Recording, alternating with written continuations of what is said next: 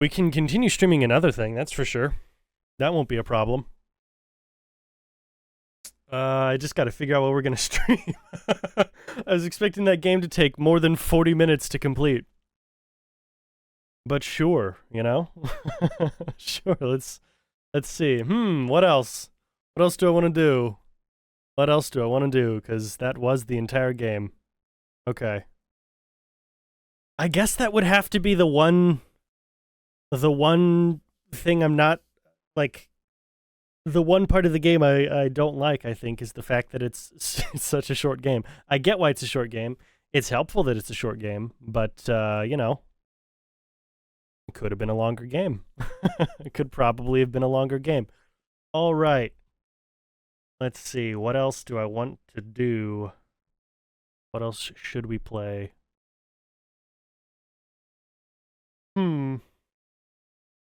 Damn, you know, that was kind of the plan for the whole day. That was kind of the plan for the whole 3 hours, but, wow. Wow, okay.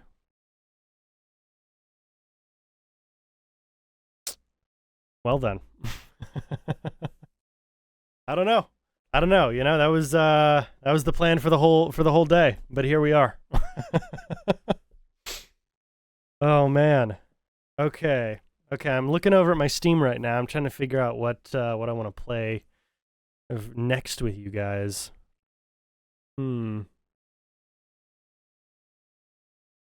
Let's see.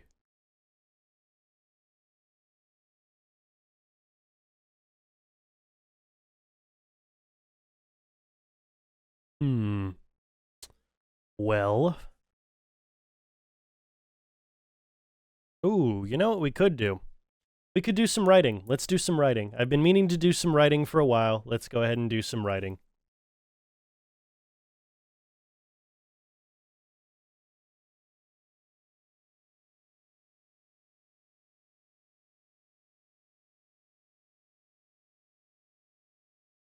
Let's go ahead and do some writing. I'm going to go ahead and change the stream info.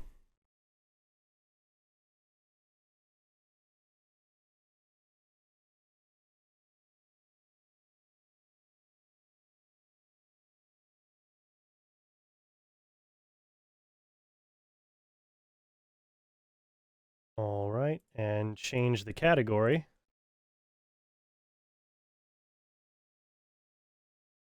Awesome. Okay, yeah, we'll do this. We'll do this. This will be good. This will be good. Let's put on some chill music. Awesome. Oh man, this is good. This is good.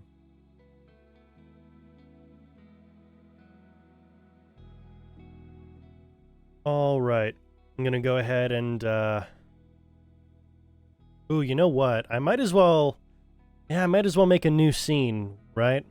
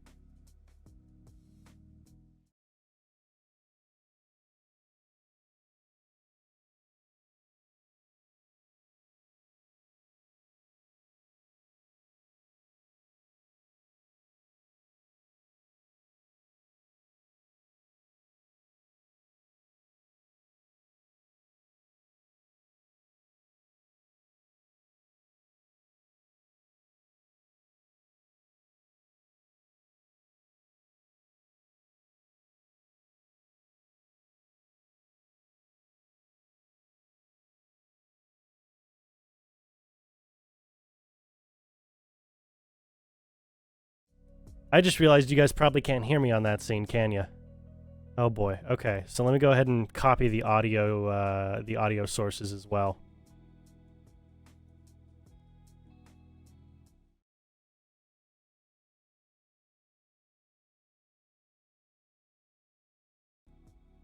All right, testing. Hey, look at that. Look at that. You can probably hear me now. Hopefully.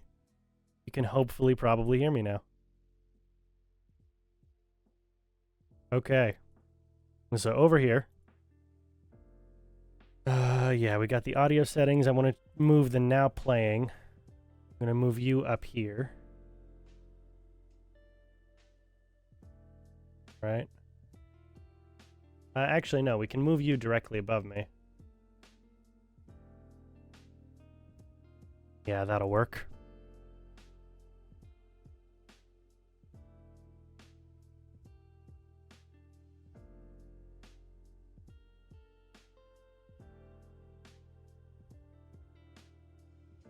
No, audio is yellow. Sorry, I'm mixing all the settings over here.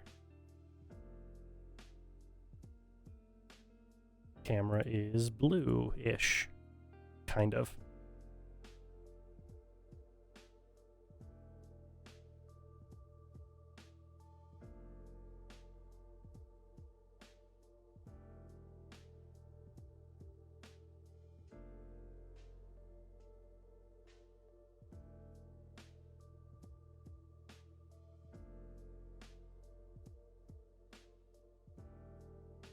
Okay.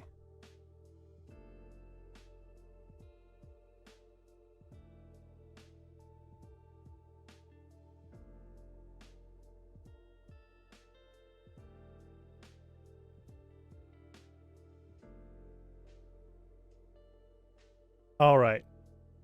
Okay, everything's getting moved over. It would have been so much easier if I just cloned the scene, but you know. You know me. Can't do anything the easy way. All right, we don't want game capture. We want window capture. Specifically.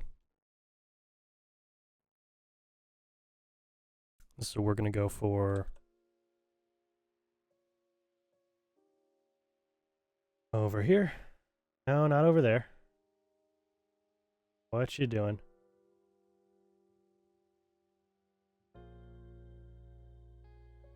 There we go.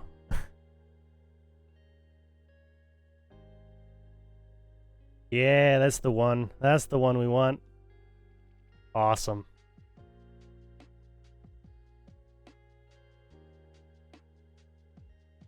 Perfect.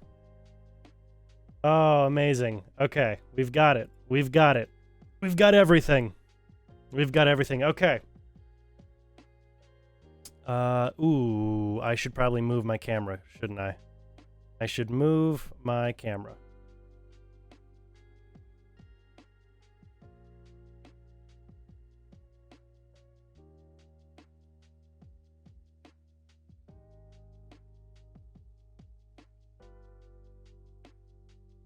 Let's go ahead and move you.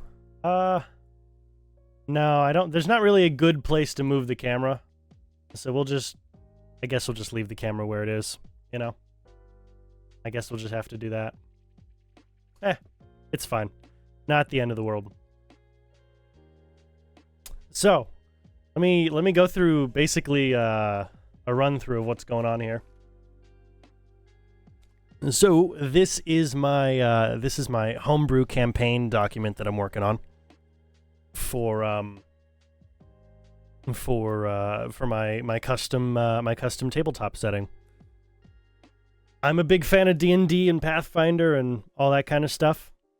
More so of Pathfinder than D&D, but you know, D&D definitely has its merits. And so I'm writing a campaign setting that the idea of it is that you can take it into any of the RPG settings that you prefer, and the rule changes specific to this document are optional. You know, when something comes up like, oh, well, you know, this enemy is a dragon. Well, use the dragon stat block from whatever the book is, or use these stats if you don't have one, or whatever. Yeah. The idea is that it's supposed to be as malleable as it can be into any of the different settings, because I originally played this, or at least a concept of this. I played a concept of this with my buddies in D&D 5e.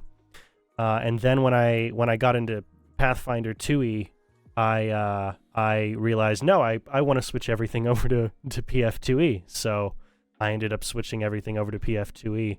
And we've not had the opportunity to play it, but everything is at least cross-compatible between those two so far. Everything works. But beyond that, the idea is that any of the rule changes are completely optional. Completely optional. If you want to play with them, if you really want to get the full Noctis experience, including all of the weapon damage changes that I make, because I don't like weapon classification in Pathfinder and D&D. I think it's too broad. And it works for a large audience, but it also generates a misconception of how swords work for the most part. It generates a massive misconception of how swords work. So, you know, I've got custom weapon rules that I'm working on there. But yeah, we're going to work on this because I was not expecting the Alex Jones game to take less than 40 minutes. There's no real reason it needed to take less than 40 minutes, other than, you know, it's an arcade game. I get it. But that's like my one criticism with the Alex Jones game. It's a fun game. It's clearly not made for everybody, and that's more than okay. So, let me go ahead and walk you through the basics of what we have here. So, all this on the left, this is just the code of what's being shown here. And this is a printable PDF. Yeah, it's a working printable PDF that I have printed a couple of times just to test. You need to print it off of Google Chrome to get all of the colors and all the spacing just right. But it is a working PDF print. So we've got the cover art, which is the party I DM'd for fighting one of their favorite enemies, and then we've got the credits page, bibliography on the cover, everything about that. It all looks very 5e.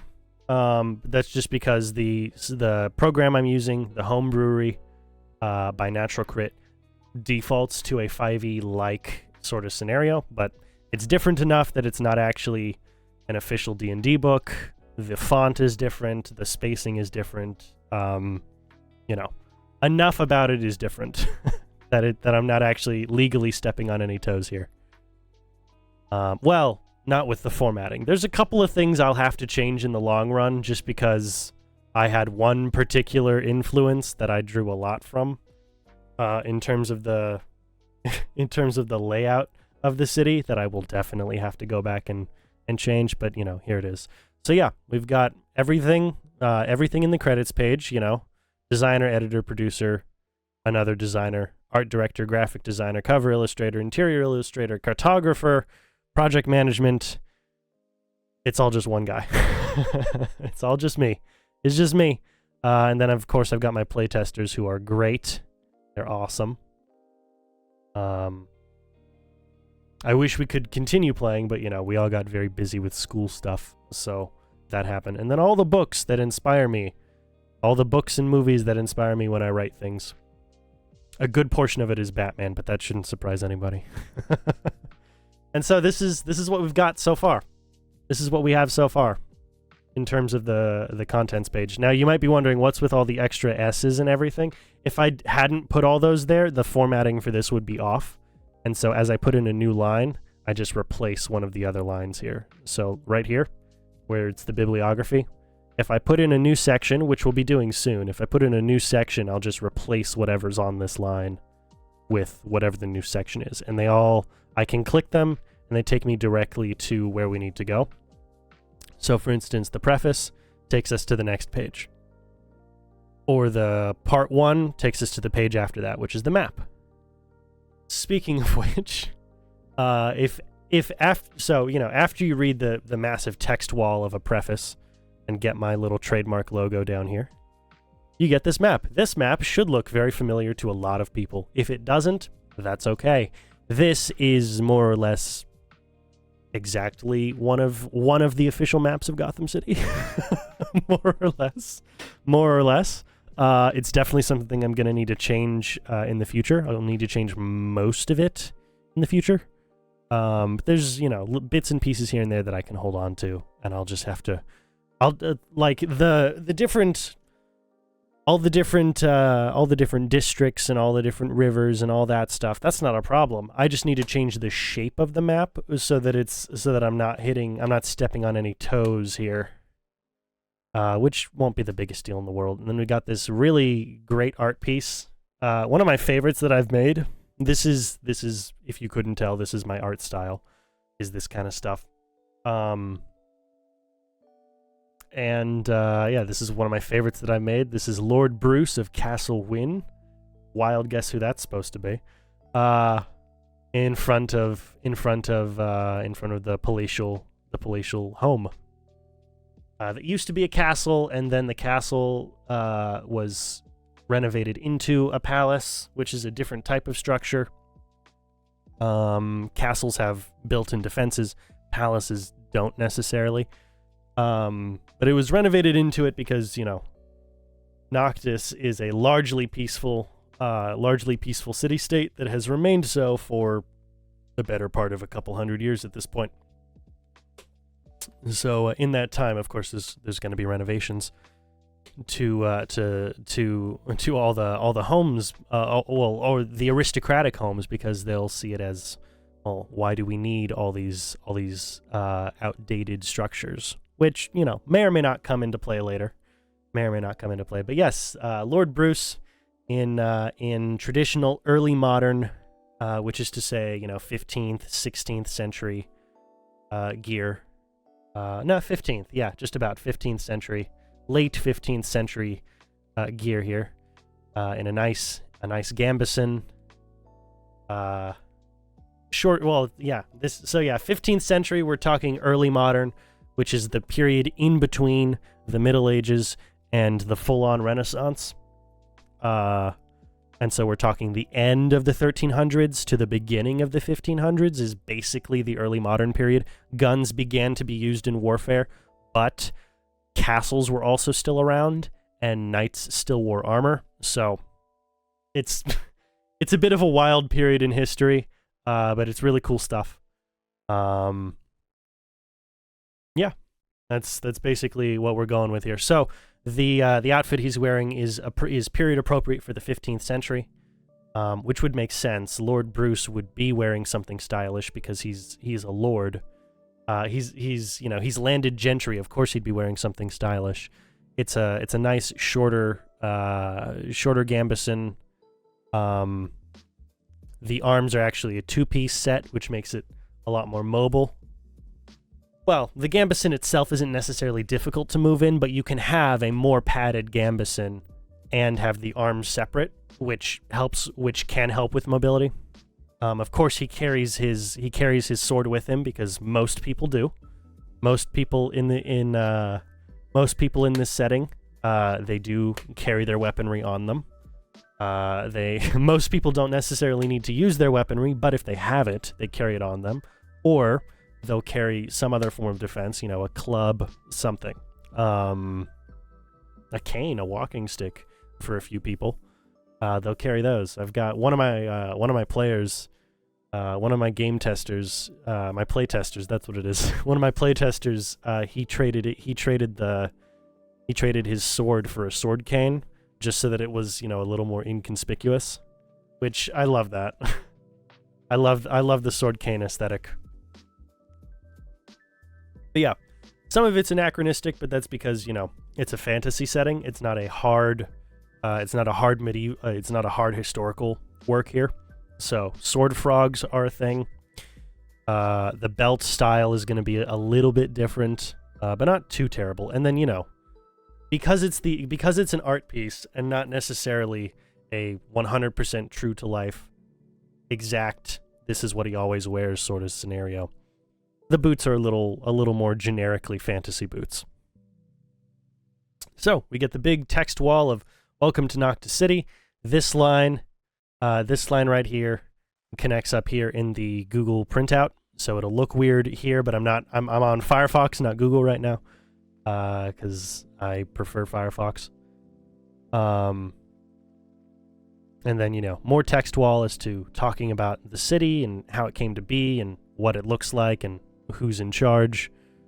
The districts of the islands. So we get Uptown Island, and then we get the map of Uptown Island turned on its side so that you can just, you know, look at it as a page. Everything about South Channel, and then the South Channel map. Midtown Island, Midtown map. Parker's Row map. You know, the whole deal.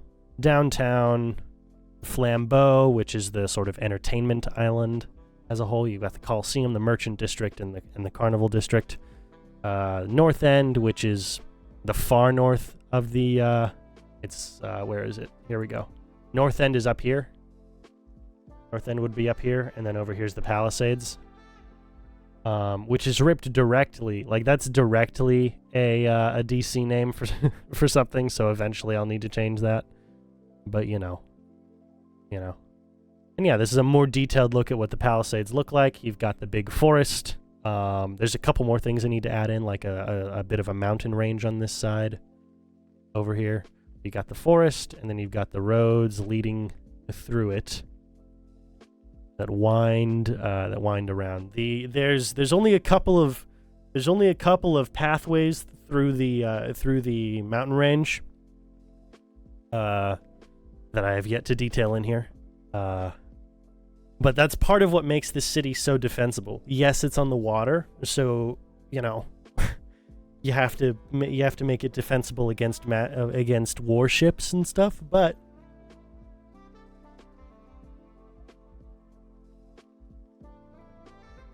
part of what does make it defensible is that there is a mountain range on its western end. So if you're going to invade from the western end, you kind of have to secure one of the mountain passages. Well, one or more of the mountain passages. You could try invading from the northern end, but the northern end is... Why did I just... Why did I go ahead and just... So the northern end past this section, so all of this is within the territory of the Free Republic of Noctis City. Past this, you get into extremely dense forests again. The whole city-state is situated on the eastern coast of the Trinican continent. And lots of dense forests just past the borders of the city-state.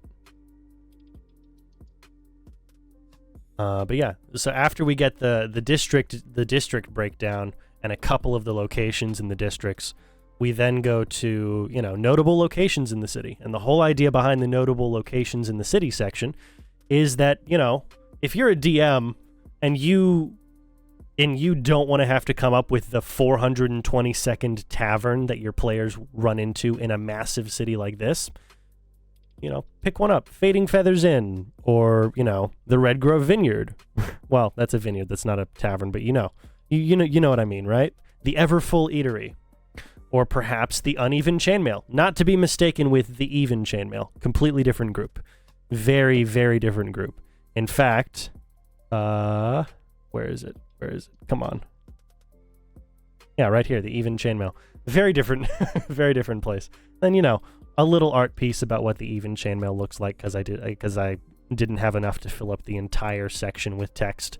Or, you know, I was a little more brief with what I had to say about the location. Not every location has the same amount of, you know, written detail to it.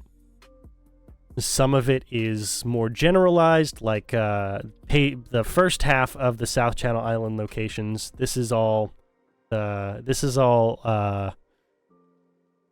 one half of the Noctis City campus. All this stuff, the Noctis City University campus. Like, this is all the magic schools on this side, and then all the guild schools on the other side of the campus. So Midtown, and I did not include the maps because we already got the maps above. So, you know, you can just reference back to where the map is. It's not that hard. Yeah, Midtown. Oh man, excuse me. I'm not tired, so I don't know why I'm I don't know why I'm yawning here. But yeah, you got Midtown, you got Parker's Row, you've got the Amadeus Sanitarium. Wild guess as to what that's supposed to be. You got downtown. Downtown has so Cobble Hill and Iron Hill.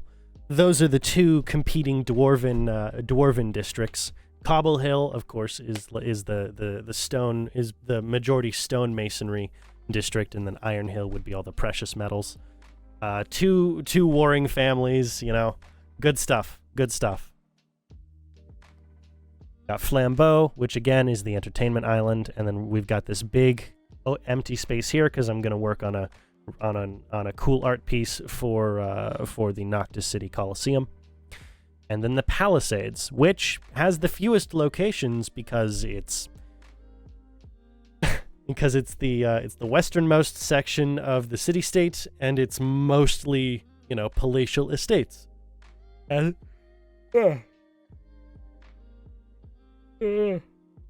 excuse me, mostly palatial estates, as the name would suggest. But that's everything we've got so far. I've got a couple more things to finish up on the Palisades stuff, and then the entire rest of it, which won't be half a page, but will be mostly half, like 3/4 of a page.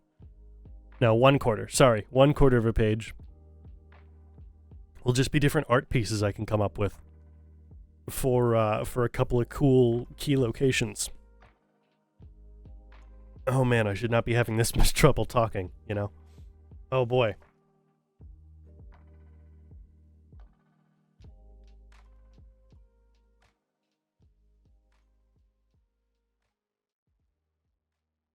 Okay. And that's basically where we're at. We've got a couple more locations here we need to fill out, and then we'll have finished the notable locations in Noctis City section, and we can get into like the actual meat of the text. That's not just walls and walls of it. This is describing what a location is, or where the location happens to be. I've got a bunch of my reference books that are like, you know, actual RPG supplements and stuff. And I've got let me go and grab. I've got another very special book. It's just around the corner. Give me just a second.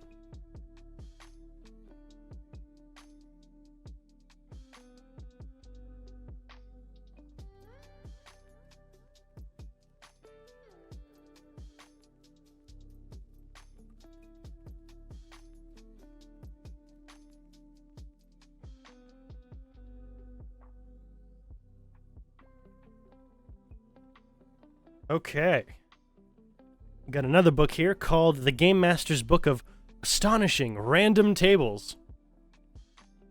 This is going to be extremely helpful in determining, like, oh, you know, random enemy that I need to come up with. That's here. Or ooh, what's the what's the name of a particular What's the name and species of a particular, you know, shop owner or whatever? That book's very helpful. Very helpful. But that's what we're going with, you know? That's mostly what we're doing.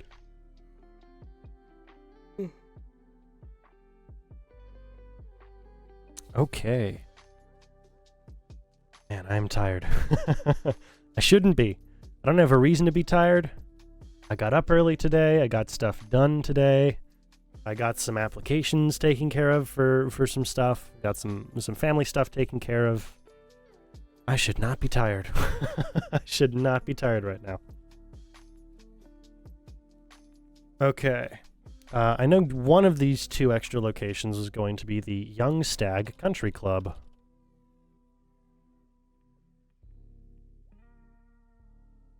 Which I've detailed already some stuff about it. Where is it? I put it. Yes, right up here. Okay.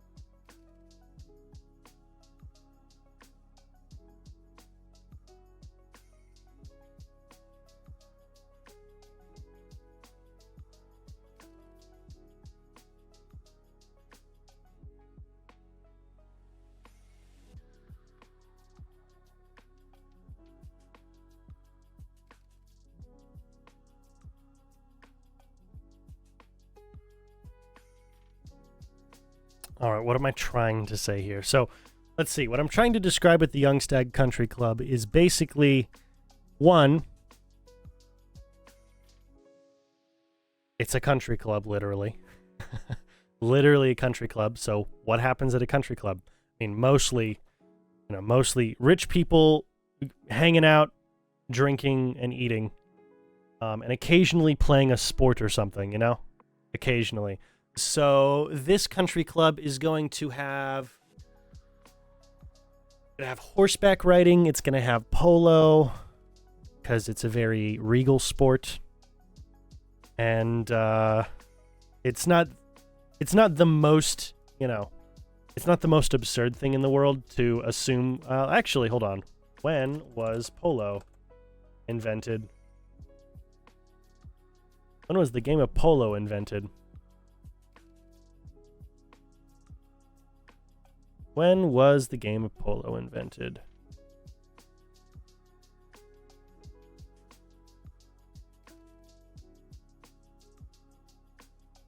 The game of polo has weird origins, apparently.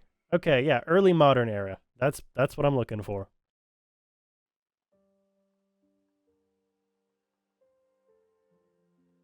Okay, so generally, yeah, modern polo.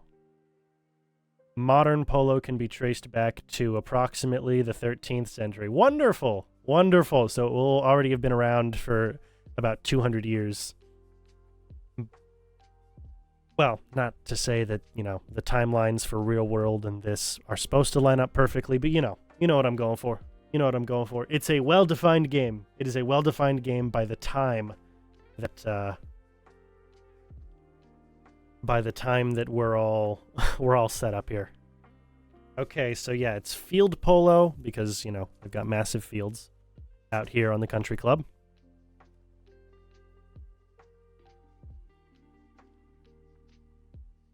So let's go ahead and write about that. Not enchants, just enchants. Even the most solitary of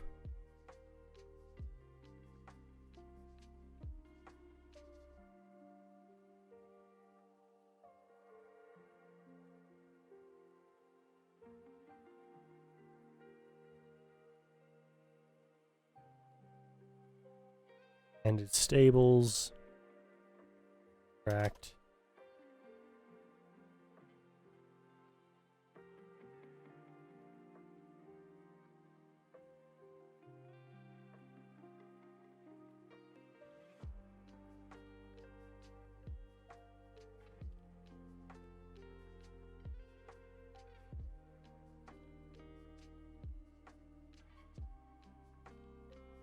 Is that how aficionado is spelled? Right. Sure. Sure. It's one of those words you don't really spell very often. I'm pretty solid. There were a few times I had opportunities to go to spelling bees as a kid and deliberately decided, I'm good. I don't have an interest in being in front of a big crowd for stuff like that. But aficionado is one of those words you just don't spell very often. Okay, it's emerald fields and fragrant air, enchant, not enchants, and enchant even the most solitary of souls, and its stables attract equestrian aficionados.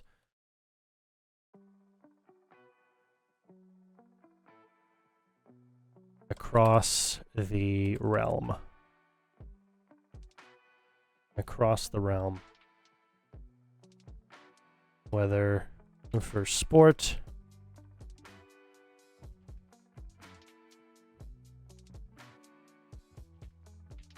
whether for sport, entertainment, or relaxation, the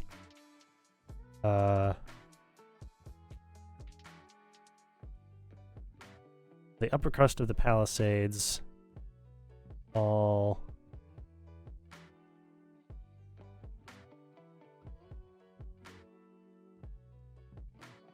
many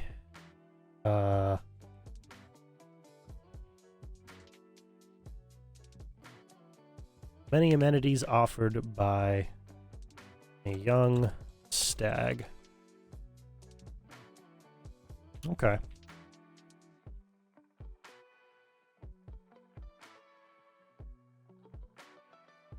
Oh, that's right. Okay. Okay, so I'm looking over at the little blip I gave for the general overview of the Palisades for the Young Stag. There's an ale brewery. There's, you know, lots of equestrian track and stuff. Okay. Okay. Okay, so I can talk. I can come up with something to say about the ale, the on-site brewery. I can come up with something to say about that, and then give a little bit more of an explanation as to which sports are played at this field, which will mostly be polo, and general horse races and stuff. Not the biggest horse races in the city, of course. There's the Noctis City Hippodrome, so not the biggest, not the most notable races in the city, but just for the upper crust of society, I guess. And then let's see. So we got polo, we've got horse races. What else would we have? I mean, I guess we just have a lot of trail and track for people to bring their horses to and just ride around. Not that they couldn't do that anywhere else in the city, but that's part of the allure of the country club, isn't it? Part of the allure of the country club is, yeah, but I'm doing it at a country club. It kind of comes with the territory. Okay.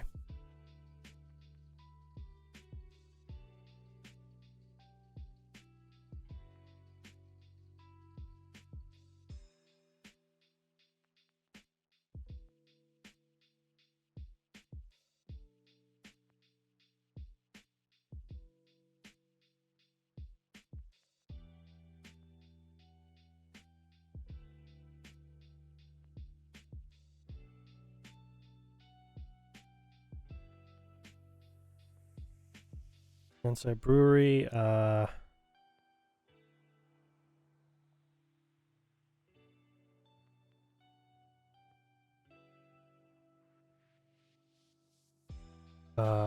What's the family called? It's all the way back up here, right? No, actually, I didn't need to go up that far. Just need to go right up here. Yes, the Redgrove family. Okay. Inside Brewery was established in a partnership with the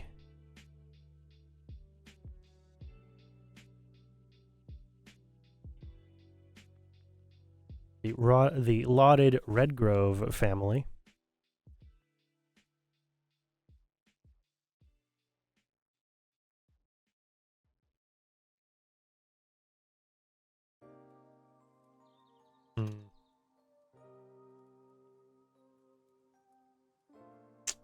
Let's see.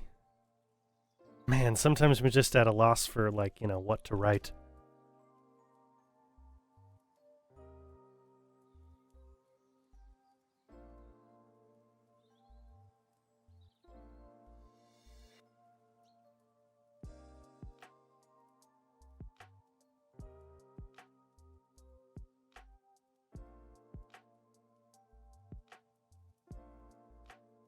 Expand their own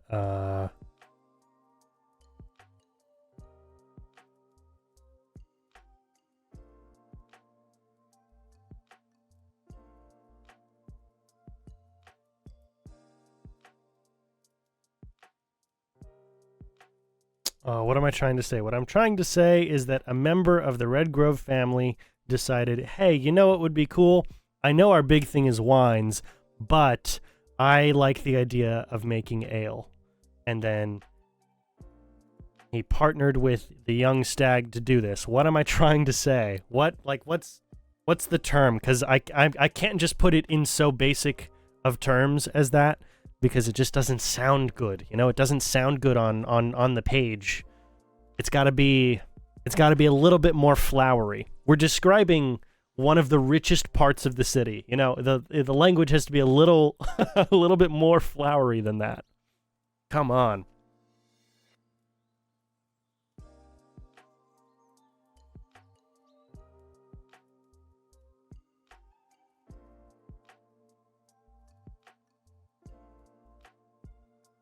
and was established in partnership with the lauded Redgrove family. Semicolon. I believe, do you capitalize after semicolon?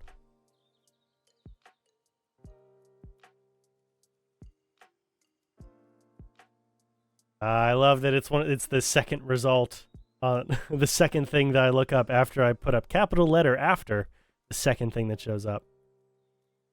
Okay, generally do not. That's fine. That's fine. Both to expand their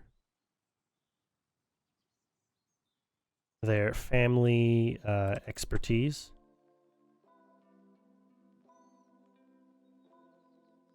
An effort both to expand their family their familial expertise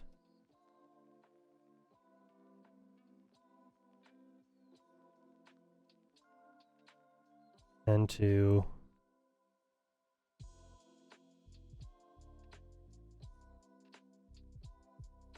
increase the club's public image.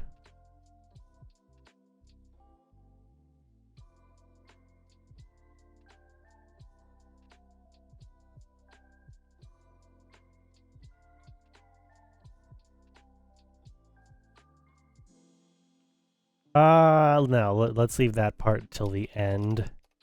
I was going to talk about shortly following its construction.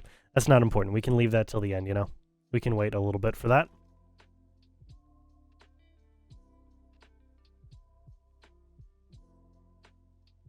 Let's see. How does that look on the page so far?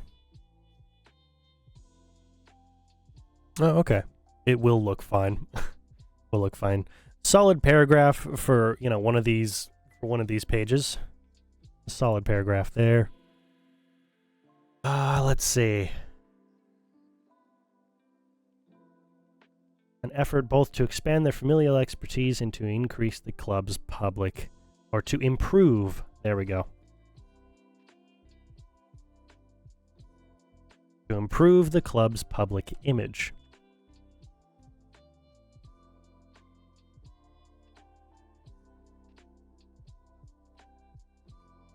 Host to world class. Nah, not world class. Top class.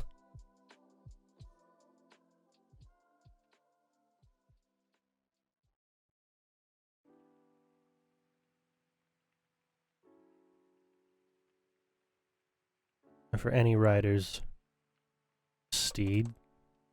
Host to top-class boarding services for any rider's steed. The stables.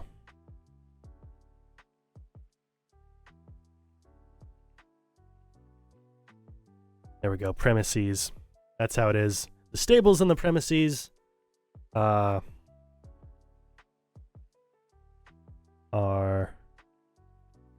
stables and the premises are staffed by a multi-generational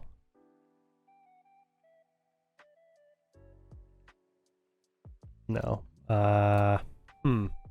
What I'm trying to say is that there's a family that has been continuously looking after the different horses boarded at the Young Stag for a couple generations now. That's what I'm trying to say.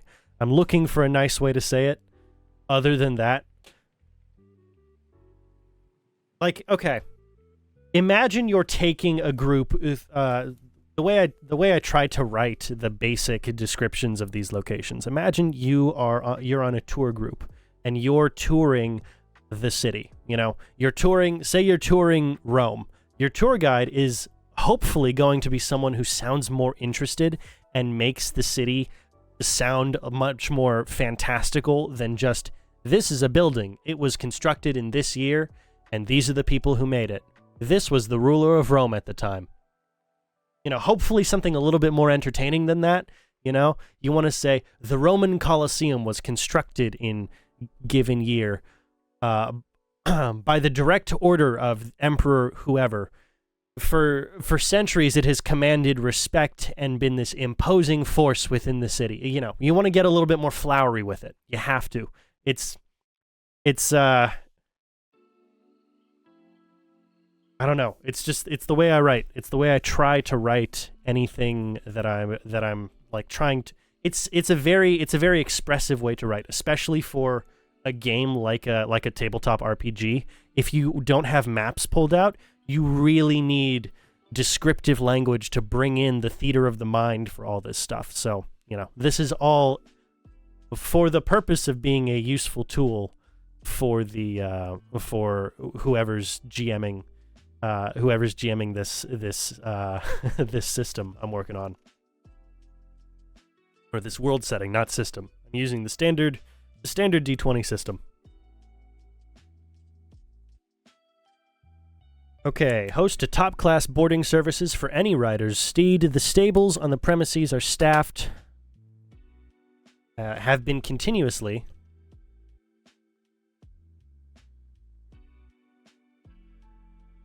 staffed by an honor-bound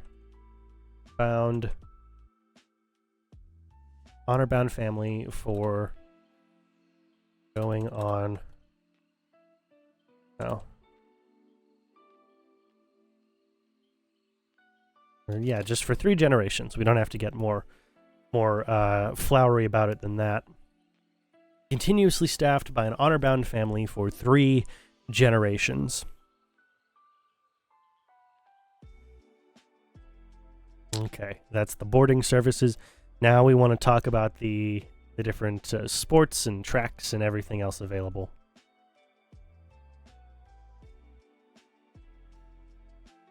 The Young Stag is home to the city's foremost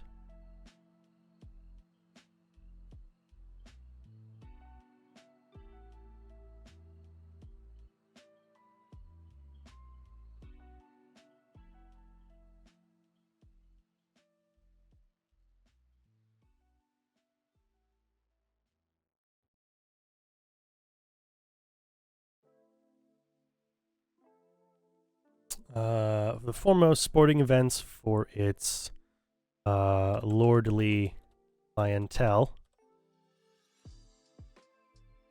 namely polo and when was tennis invented? That's actually an interesting idea. Okay, history of tennis. Let's see. Nope. Too young. Okay, what's another very, very upper class sport? Well, it's a country club. I could just say golf. When was golf invented? Let's see when golf was invented.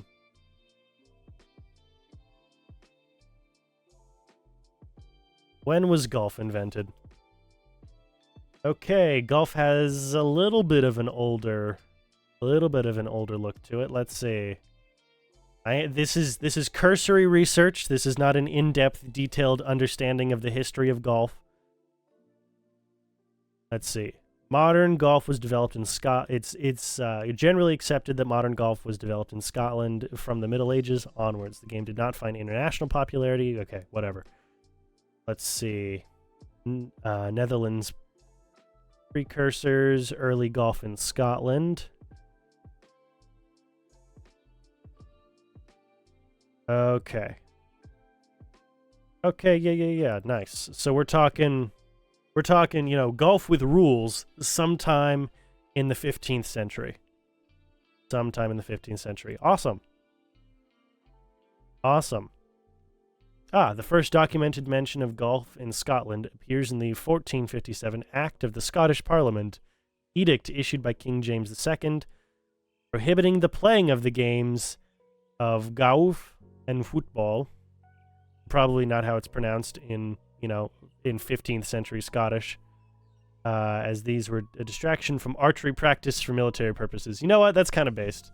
They're like, sorry, these sports aren't as good as archery. These sports are worse than archery. Sorry, guys. I'm banning sports that are not, you know, archery. That's kind of funny. Described it as an unprofitable sport, which is interesting. Okay, yeah. So yeah, we can just say golf is here too. Why not? Why not? Namely polo and golf.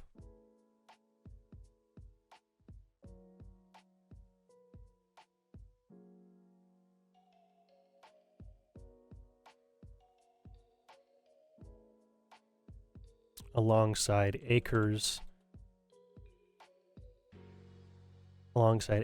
of trails to hike and ride through.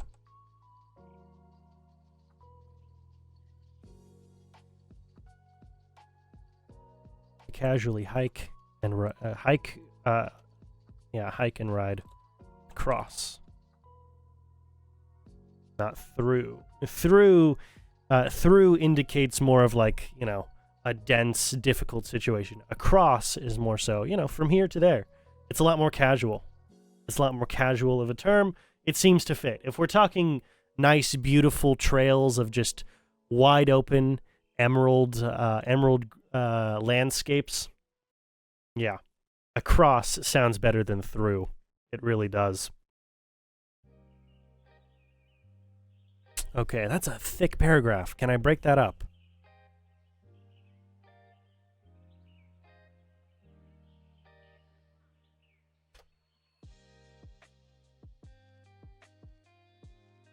Yeah, okay. We'll break it up there. It's not really a super thick paragraph. It just looks wider because we're working on, you know, half page. Working with half the width of a page here. So,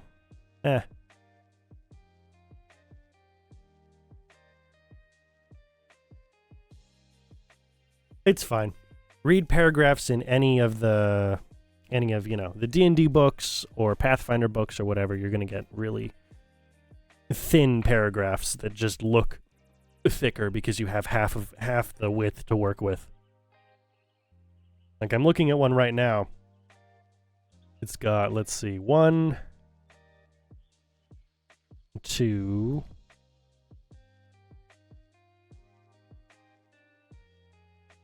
4.5 sentences. Technically 5, but, you know, it looks like 4.5 sentences there for a paragraph. That's, I mean, I guess that's average for a paragraph, but, you know, it looks like a much thicker paragraph than it necessarily is. Font sizes and you know, spacing and all that. Okay, let's see. I think I've got one more one more paragraph. I want to talk about the founding, a little bit of the founding of the country club. Founded nearly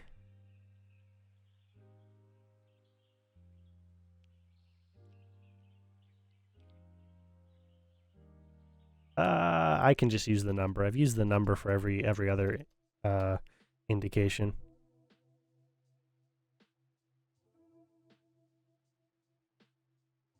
Nearly 150 years ago.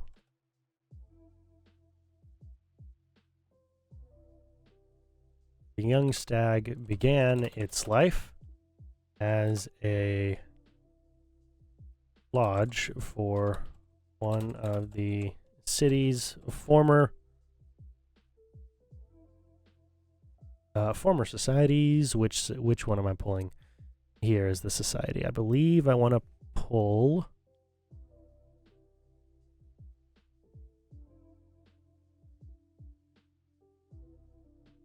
oh, come on. Which one is it that I wanted to pull here? Come on. It was, yeah, we'll go with the Spina Society. One of the lodge for the infamous Spina Society.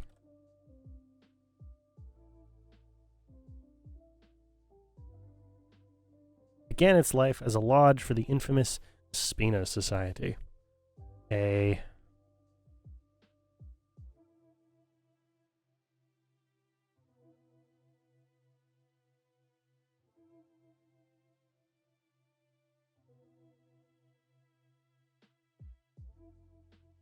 public-facing cover for the organization's more nefarious... Ooh, come on.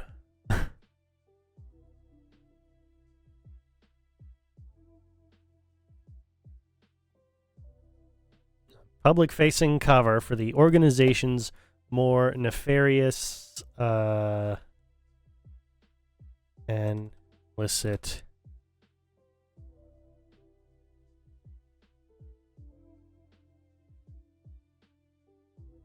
intentions, I guess. Yeah, we'll go with that.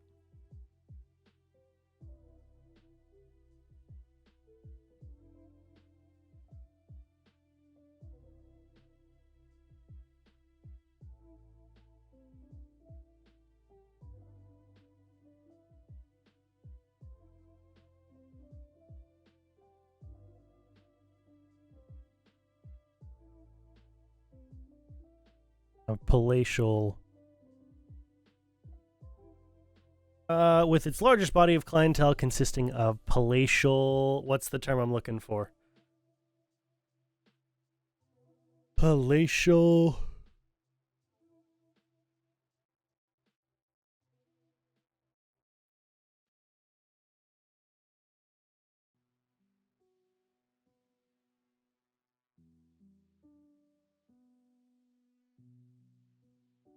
largest body of patrons consisting of palatial... I guess we'll go with palatial res. If I find a better term, I'll come back and change it. With its largest body of patrons consisting of palatial residents, the stag was the perfect cover. Was the perfect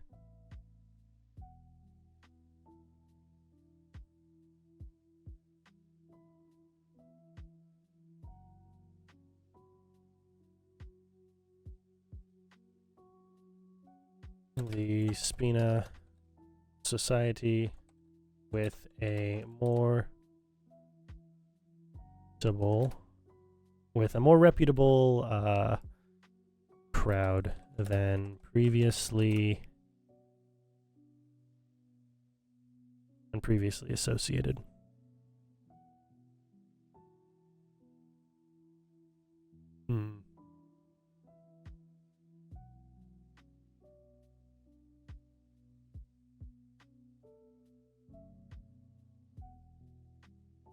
Following the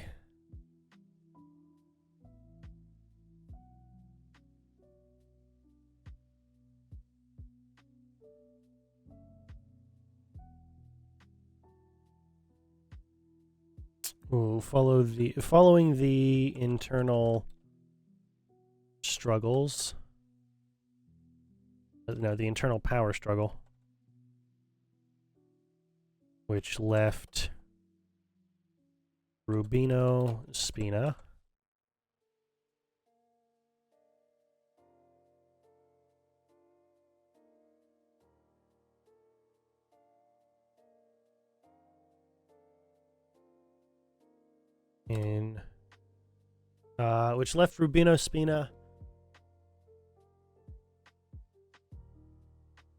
imprisoned, I guess. Well, yeah, no, he was.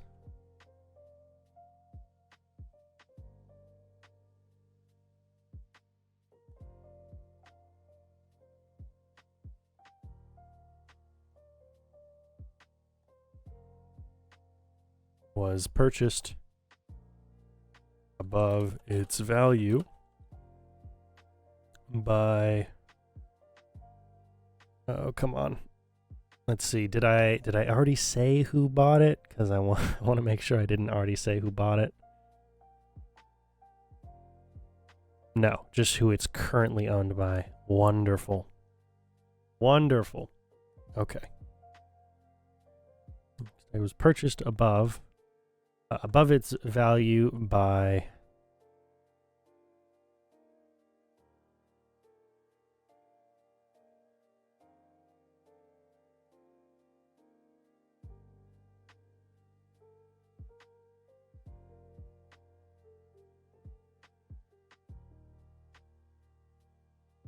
club and run legitimately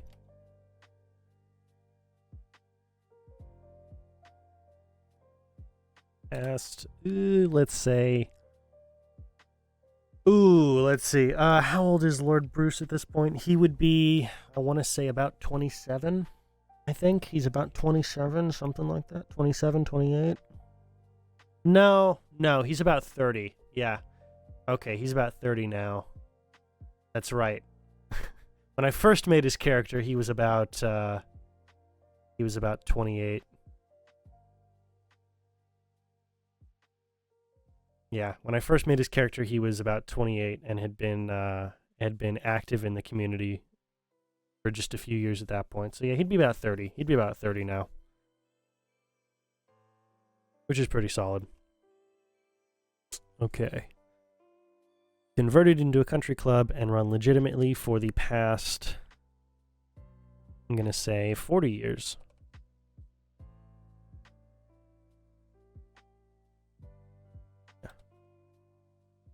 For the past and run legitimately for the past 40 years. Many of the original staff of the young stag were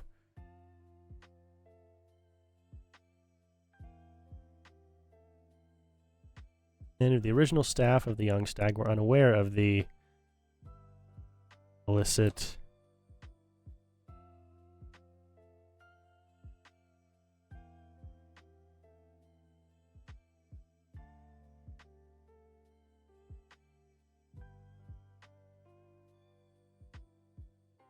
were encouraged to stay. Okay.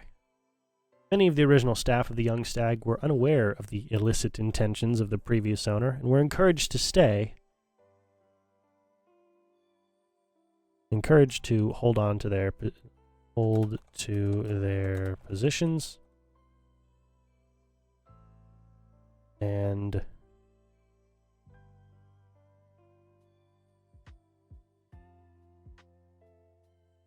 were handsomely rewarded. Okay. That's good. That's good. Okay. Technically I've got two I need to finish because I never finished Fortress Noctis. Okay. So, the brief about Fortress Noctis. The Palisades. The Palisades are, we just saw this map. The Palisades are this. This is the Palisades. This is the map of the Palisades. There is a mountain range over on here that I need to go ahead and add in because this map was before that. So yeah, I'll go ahead and add in the mountain range. But Fortress Noctis sits on top of Montem Noctem, which is Mount Noctis, the mountain for which the city-state is named. Tallest mountain on the mountain range, and there's only a couple of different passes through here.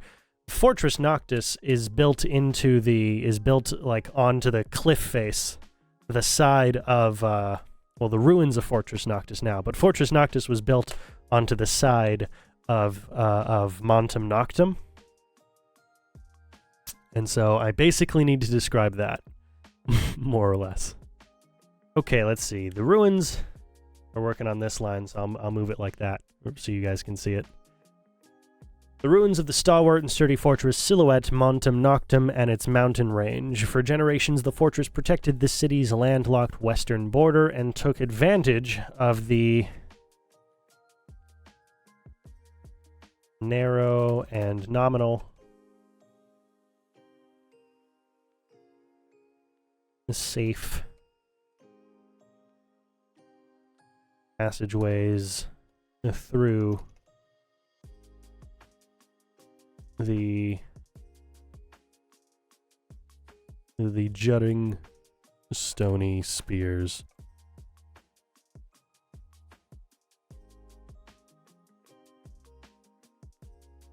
During its several wars throughout the city's half millennia.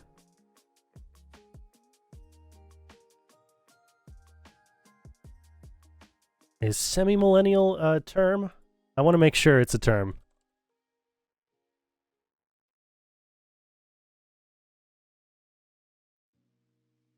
semi-millennial.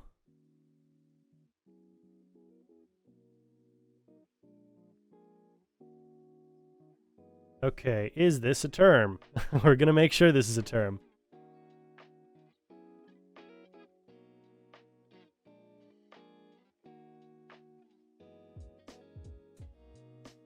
Let's see.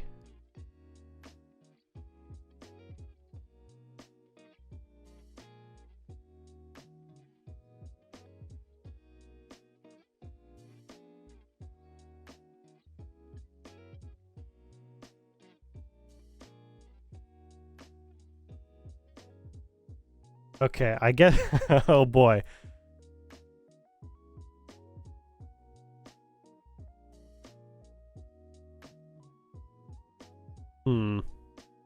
Well, looks like semi-millennial is largely a term used to describe people who are kind of but not entirely millennials, you know, in between X and Y generations. But that's not what I mean when I say it. When I say semi-millennial, what I mean is a half millennium. What is a 500-year...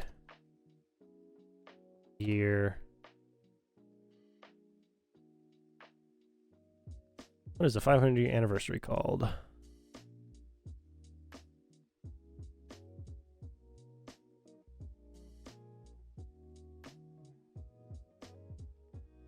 Okay, it's a quincentenary. Right. Well, semi-millennial sounds better than quincentennial, but if quincentennial is the term, then I'll go with quincentennial, I guess. In the course of several wars throughout the city's quincentennial history.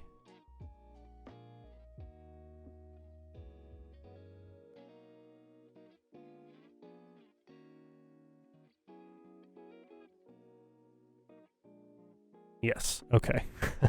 In the course of several wars throughout the city's quincentennial history, not capital, just lowercase. Quincentennial history.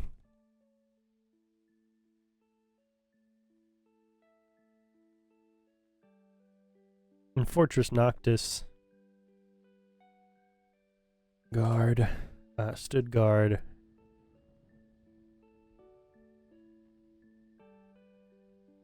Against invasions, incursions, and internal uprisings before being retired nearly a century almost a century ago.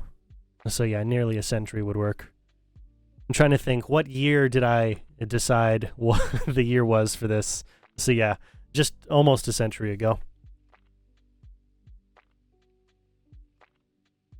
Before being retired nearly a century ago as the headquarters of the Noctis city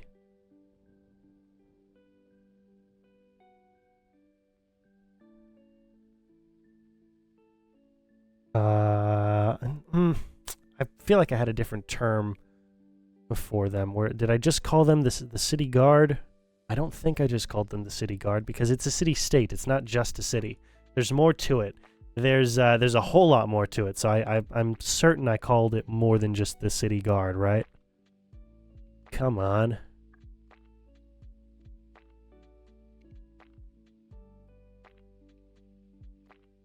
Ugh.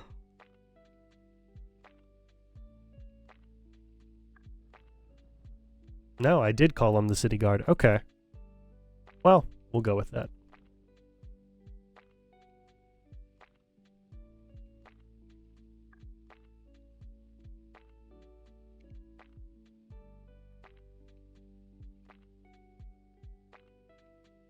Okay. Where were we? Fortress Noctis In the course of several wars throughout the city's quincentennial history, Fortress Noctis stood guard against invasions, incursions, and internal uprisings before being retired nearly a century ago as the headquarters of the Noctis City Guard in favor of the citadels or citadel system.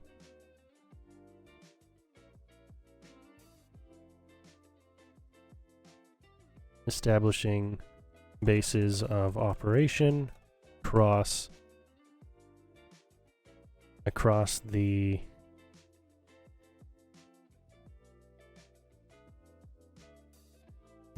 districts.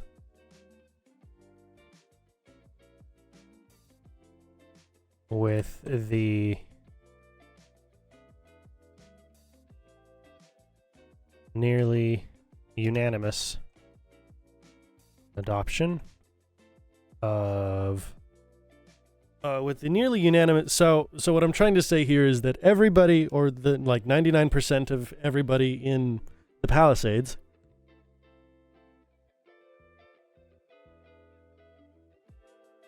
they are all rich lordly families, which means they all basically have their own guards. So why would they need city guards to go ahead and guard their stuff, you know? They've got their own private security forces. Because each of them are lords, you know? They've got what they need.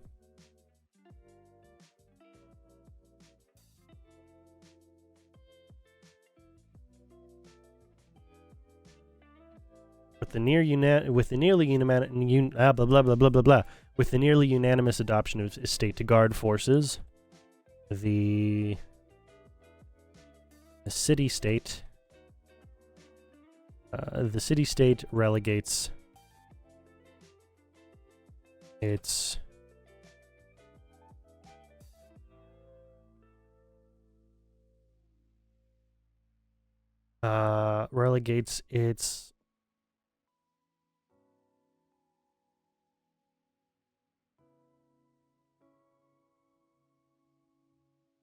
what am I trying to say here? The city-state basically says, well, you have your own private military forces. You guys enforce the law in this area. You guys are also literally it's the richest area in the city. They kind of have some pull, you know? They got private security forces. The private security forces will protect the people instead of the city doing that for them. Which could be dangerous. Has some room for a good chunk of meat in terms of storytelling right there. You could do a lot with that. You really could. You could do quite a lot with that. I just gotta figure out what. I gotta figure out what to do. Founded nearly 150 years ago. No, sorry. Different section.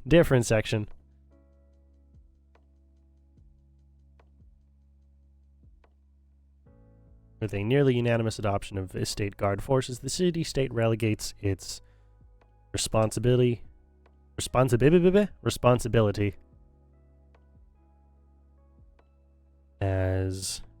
peacekeepers and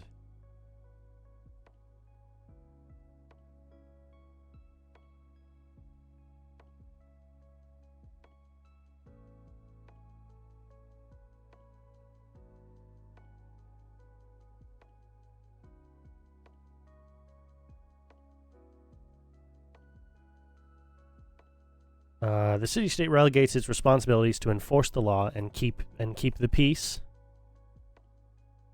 to the multitude of,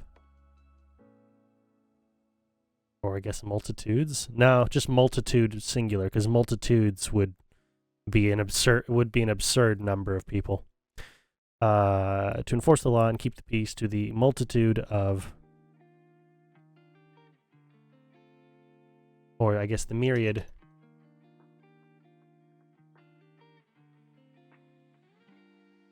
of estate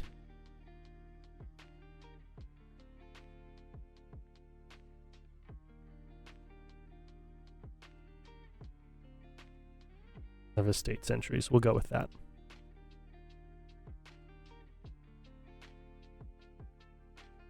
the ruins of Fortress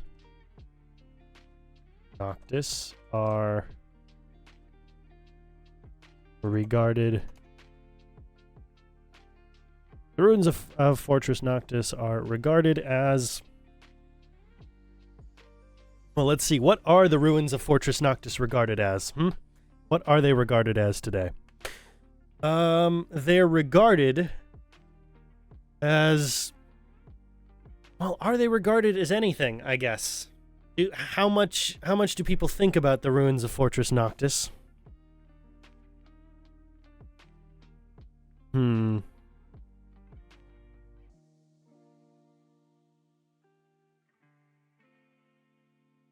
ruins of Fortress Noctis are now regarded as a symbol of the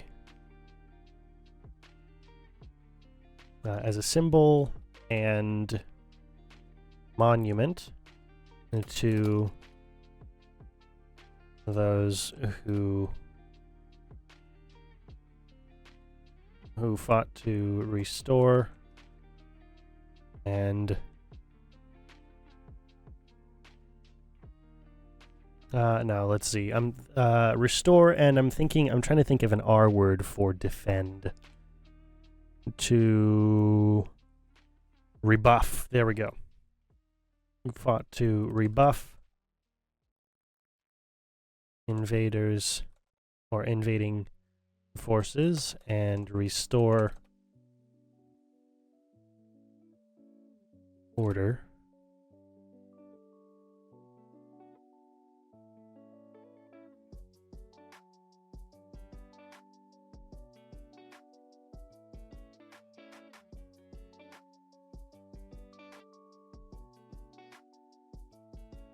Let's see. The ruins of the Fortress Noctis are regarded as a symbol and monument to those who fought to rebuff invading forces and restore order to the sovereign city-state.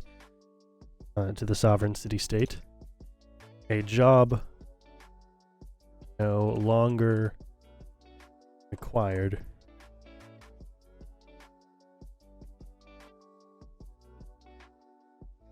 And believed to be necessary is a little bit more like it, because, you know, sure, you've got a mountain range on one end, and you may only have a few ways to safely get through that mountain range. But if they get through the mountain range, and your estate security is not, you know, strong enough to go ahead and rebuff an invading force, the city might just be a little screwed.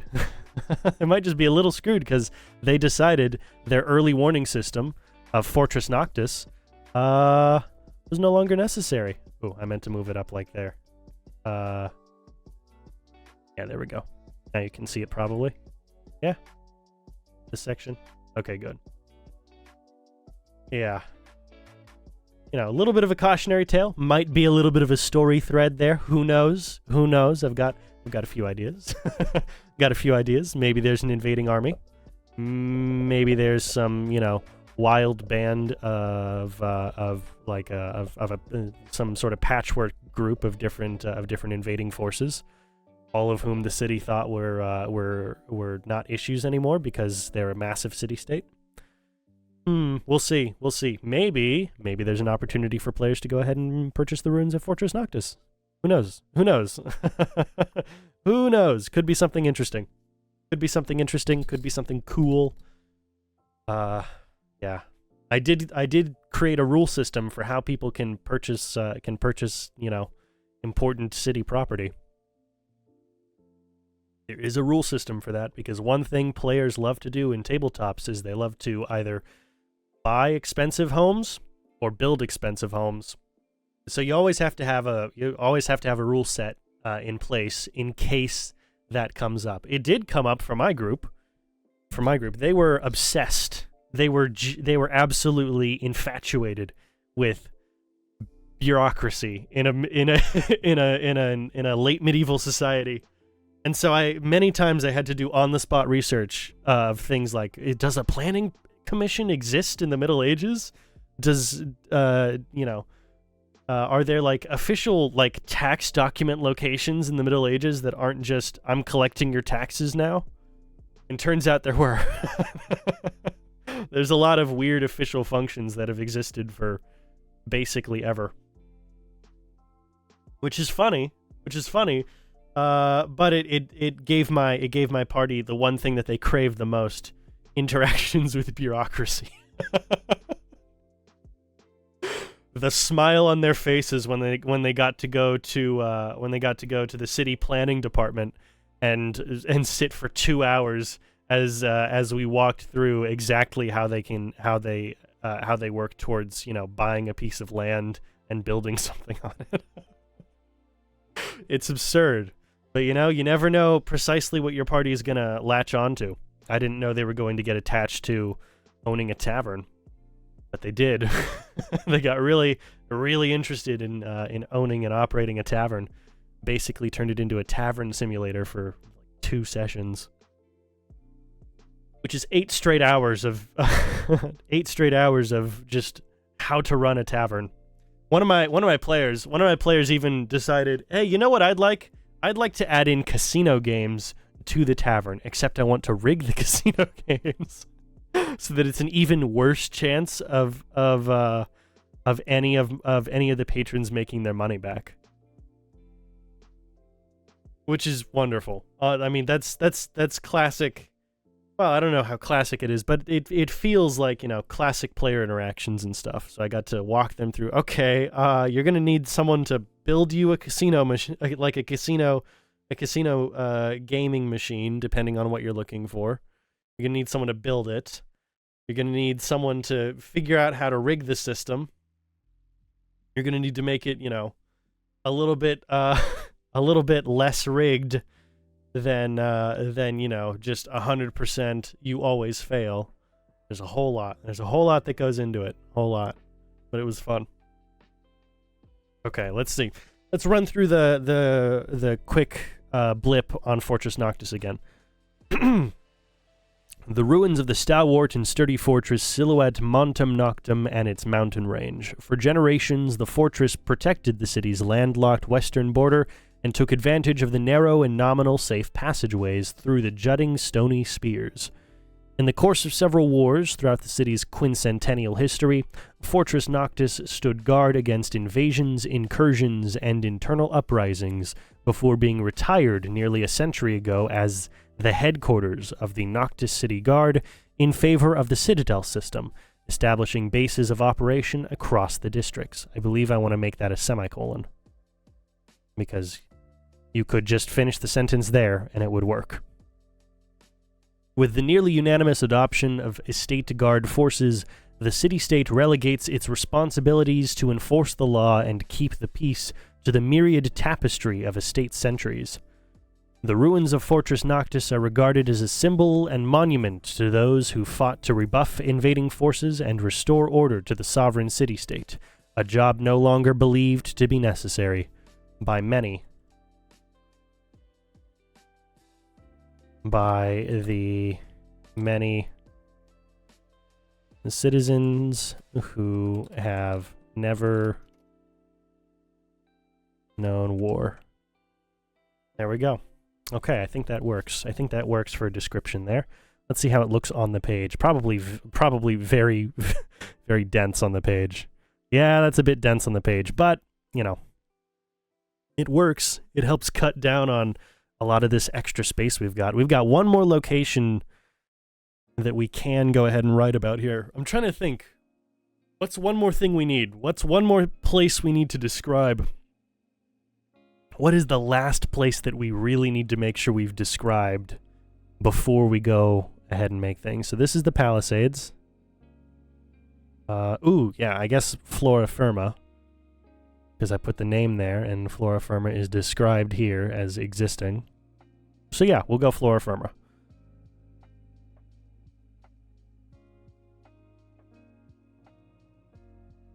Flora Firma. Dense and ancient forests to cover the western reaches of the palisades, broken only by the jutting. Can you read that? I think you can. Yeah, you can. You're good. Okay. I mean, you may, I don't know if you can read it, but it shows up as, you know, my camera's not covering it is what I'm trying to say. Okay.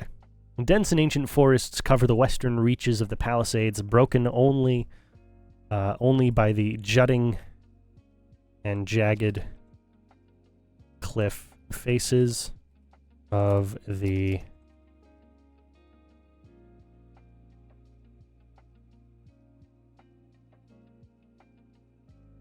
Noctis mountain range, with few established roads. With few established roads and with few established roads and safe passageways, or secure. With few established roads and secure passageways, the forests, the dense forest, let's see, verdant and vibrant. Yeah, verdant is a good term to describe forests. Let's see, with few established roads and secure passageways, the verdant and vibrant forests are home to all manner of wildlife, both proven and in legend. Many would be adventurers from the city take up any opportunity to so what I'm trying to describe here is that you know, people born in the city who have I wouldn't say delusions, but maybe who have fantasies of becoming these great adventurers. Like, some of the first adventure they're going to have is going to be hunting in the forest.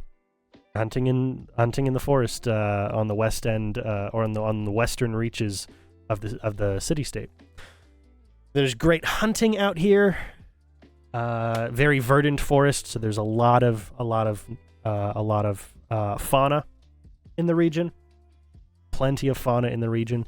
Plenty of game to hunt, but also super dense forests. You know, you could find wolves. You could find bears. You could find things a little bit more mysterious than wolves or bears in here. Who knows? I mean, I know what my plan is, generally speaking, but you know, who knows? You could find some stuff in here. Hint to anybody watching this who is interested in making, who is interested in running the Noctis campaign. Maybe if it's a party of brand new adventurers or level 1s or whatever, maybe have their first adventure be placed in Flora Firma. Maybe. Who knows? Who knows? This might be a hint. This might be a hint. I might be trying to tell you something.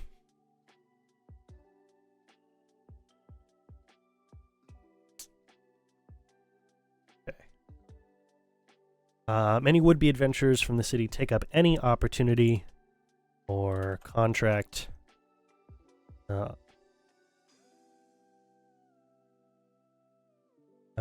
take up any opportunity to explore the western reaches of the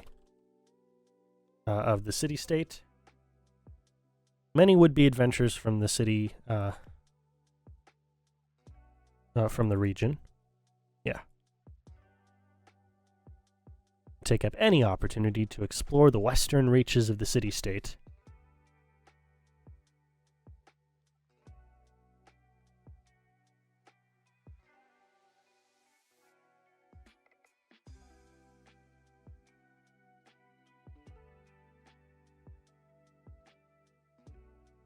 jobs and contracts.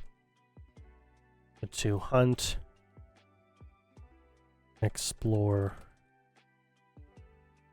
Snatching up jobs and contracts to hunt and explore the mysterious.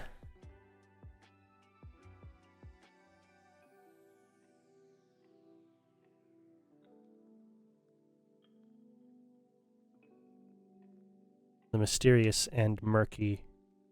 No, not murky. That's the opposite of vibrant.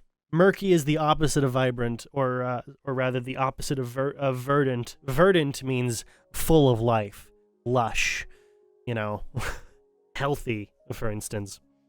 Verdant, verdant and murky are opposites, so I can't put murky down. Let's see here. Let's see. Many would-be adventurers from the region take up any opportunity to explore the western reaches of the city-state, snatching up jobs and contracts to hunt and explore the mysterious and alluring.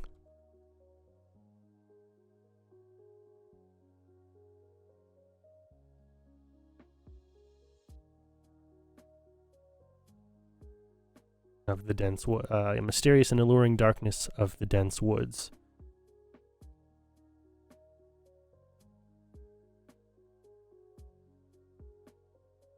Fairy tales and scary stories derived. No, not derived. Devised to frighten. And to frighten children speak of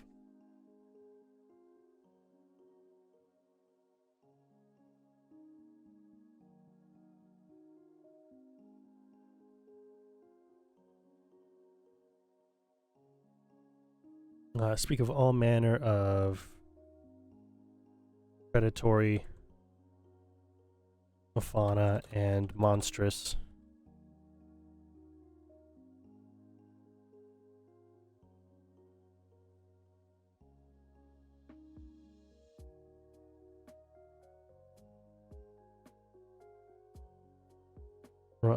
okay. Fairy tales and scary stories devised to frighten children speak of all manner of predatory fauna and monstrous man-eaters roaming the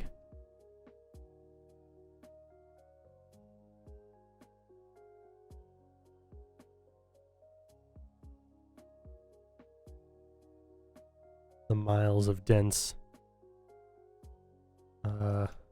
the miles of dense. What am I trying?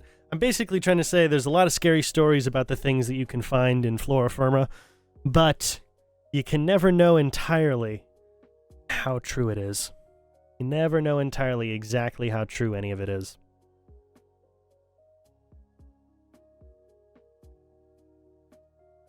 And fairy tales and scary stories devised to frighten children speak of all manner of predatory fauna and monstrous man-eaters roaming the miles of dense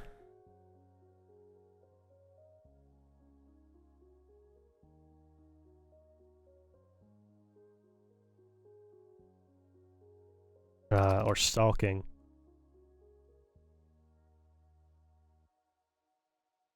Stalking the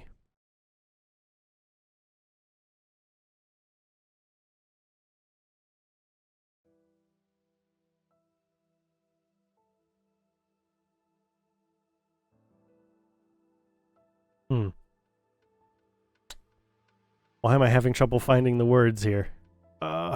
This is writing, folks. This is writing.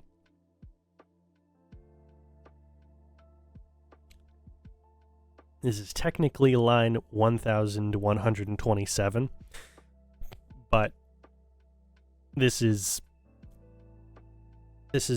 absurd. We're down to line 1137. Which I guess would be true if I just went ahead and, pulled this all the way out or whatever. You'd get that.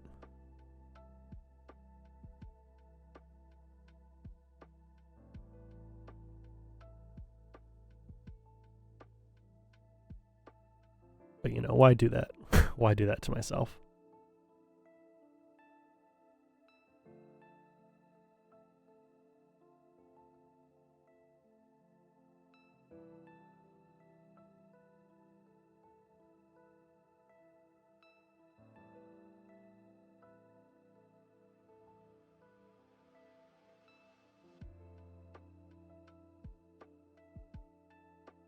Okay. Come on. Fairy tales and scary stories devised to frighten children speak of all manner of predatory fauna and monstrous man-eaters stalking the old growth.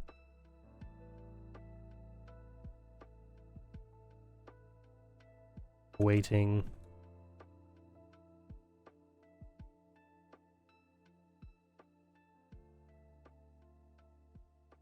Waiting for...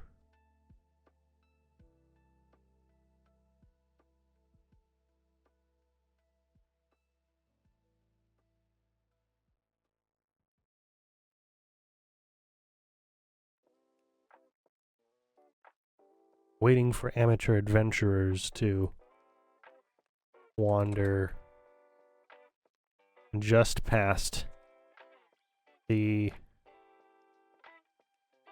tree line and into their domain.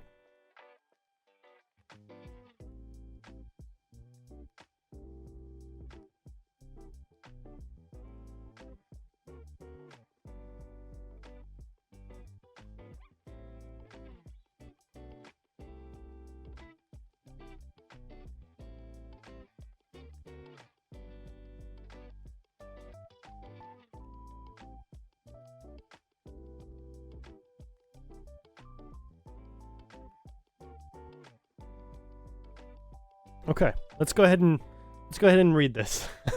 Go ahead and read this. I think I've nailed down what I want to say about Flora Firma. I think I've nailed it down.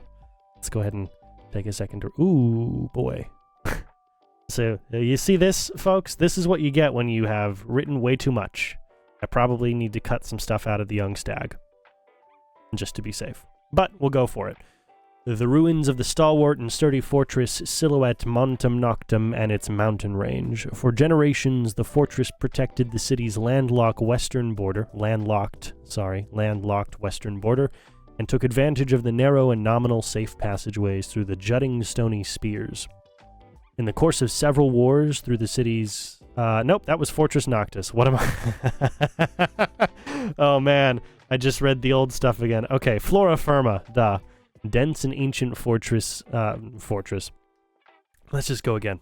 Dense and ancient forests cover the western reaches of the Palisades, broken only by the jutting and jagged cliff faces of the Noctem mountain range. With few established roads and secure passageways, the verdant and vibrant forests are home to all manner of wildlife, both proven and in legend. Many would-be adventurers from the region take up any opportunity to explore the western reaches of the city-state, snatching up jobs and contracts to hunt and explore the mysterious and alluring darkness of the dense woods. Fairy tales and scary stories devised to frighten children speak of all manner of predatory fauna and monstrous man-eaters stalking the old growth, awaiting for amateur adventurers to wander just past the tree line, just beyond, sounds better. Just beyond the tree line and into their domain. Who knows for certain what might be lurking just beyond sight in Flora Firma. Okay, does beyond work if it's in two sentences back to back, or does that sound like I'm trying too hard? And it's only 1, 2, 3, 4, 5, 6, 7, 8, 9, 10, 11, 12, 13. It's only 16 words separate, which is not much. For how I write, that's not much. It's not much. The two beyonds are only 16 words separate from each other. Okay.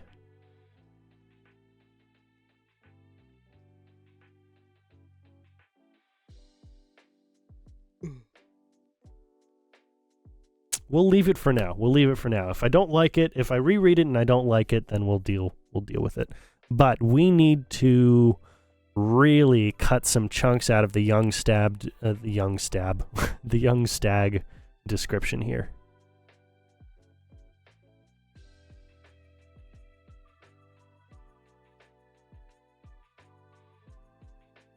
Host to top-class boarding services for any rider's steed. The stables, blah, blah, blah. Founded nearly 150 years ago.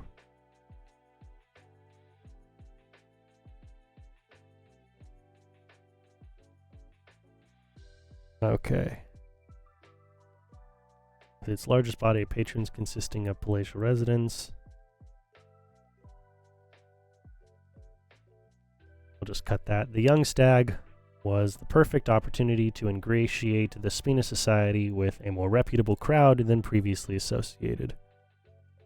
Following the internal power struggle which left Rubino Spina imprisoned, the young stag was purchased above its value by the Wynn family, converted into a country club, and run legitimately for the past 40 years. Many of the original staff of the young stag were unaware of the illicit intentions of the previous owner. We can cut that section out, because if they were encouraged to hold on to their positions, you would assume that they were not, causing trouble.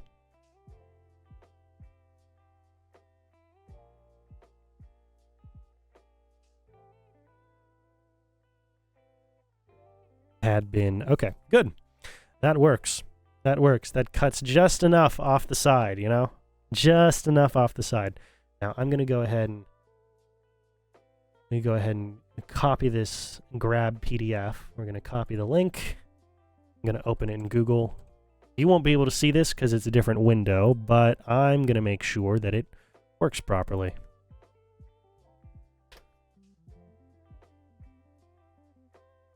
Okay, I throw it into the printer, or what the printer will look like. We're 33 sheets of paper, the Adobe PDF on Google, and it's loading. It's taking a while to load the preview.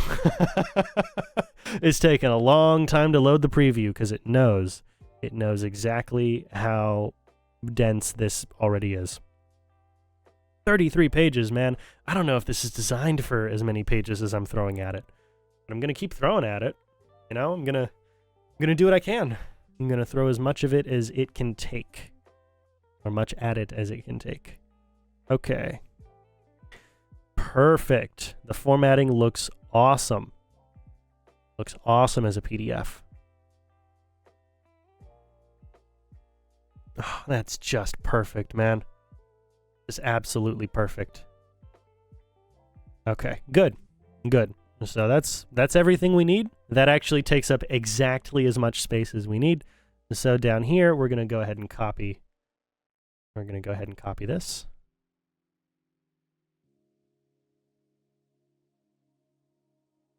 And change it to page 33.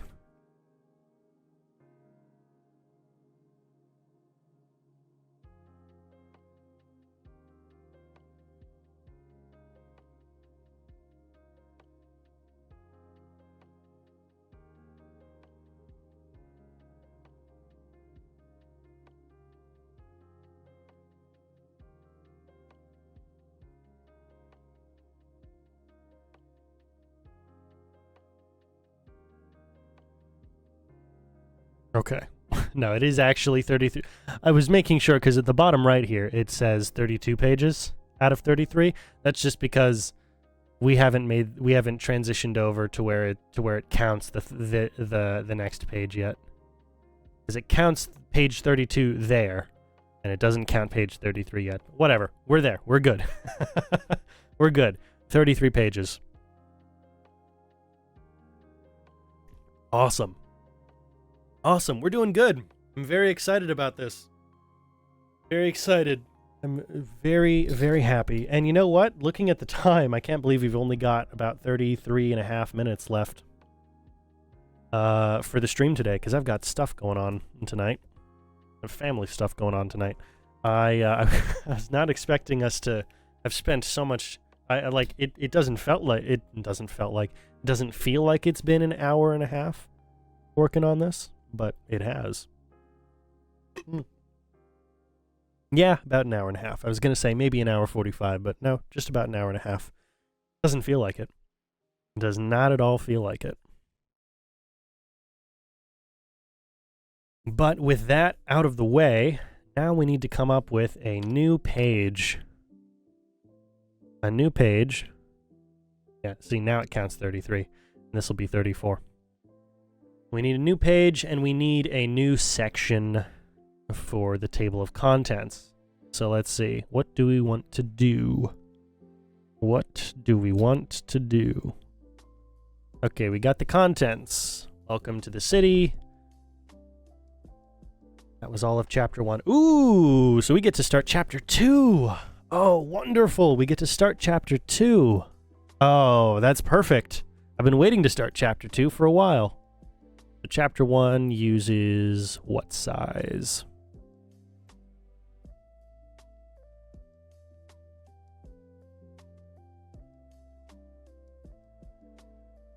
Ooh, a single hash. Okay. Awesome. Single hash.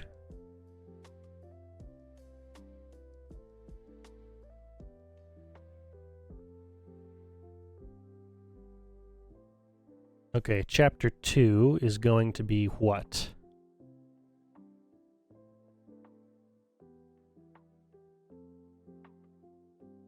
Ooh, or oh damn, you know what? Ooh, that might be best. It might be best if I if I save chapter 2 for a bit later. If we go with so if chapter 1, Welcome to Noctis City, has all the locations, all the districts, why should it not also have all of the important people? If chapter 1 is all of the basic written detail about what's in Noctis City, I think it would make the most sense that we included the notable people in that. So, okay. That's doable. That's not a problem. I just need to see here. Let's see, last time we did this was notable locations in Noctis City, section 3 of chapter 1. So we're going section 4. Yeah, we're going section 4. Awesome.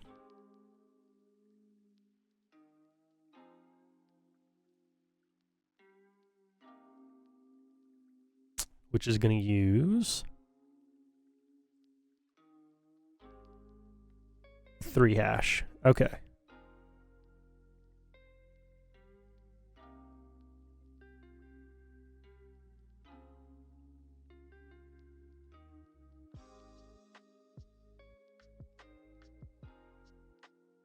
Right? It is going to use 3 hash. The 4 looks smaller than it should be. No? Okay, it's about the right size.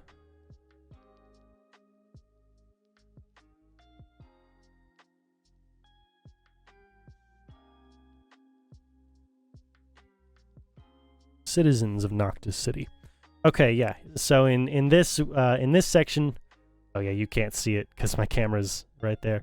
Okay, so section 4, Citizens of Noctis City. Here we'll go for like the very basic breakdown of the demographics, and then we'll go into the specific names.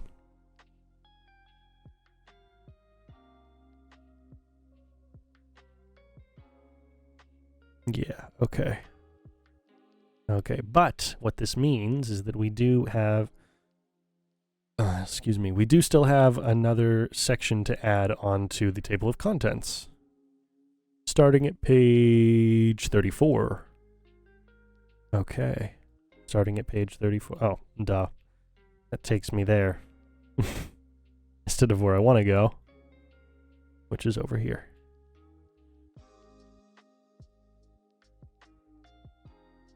All right, we're going to copy this.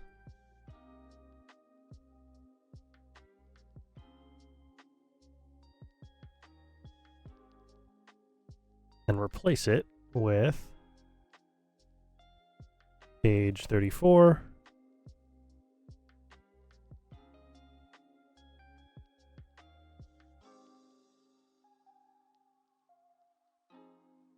Citizens of Noctis City. The number will be 34.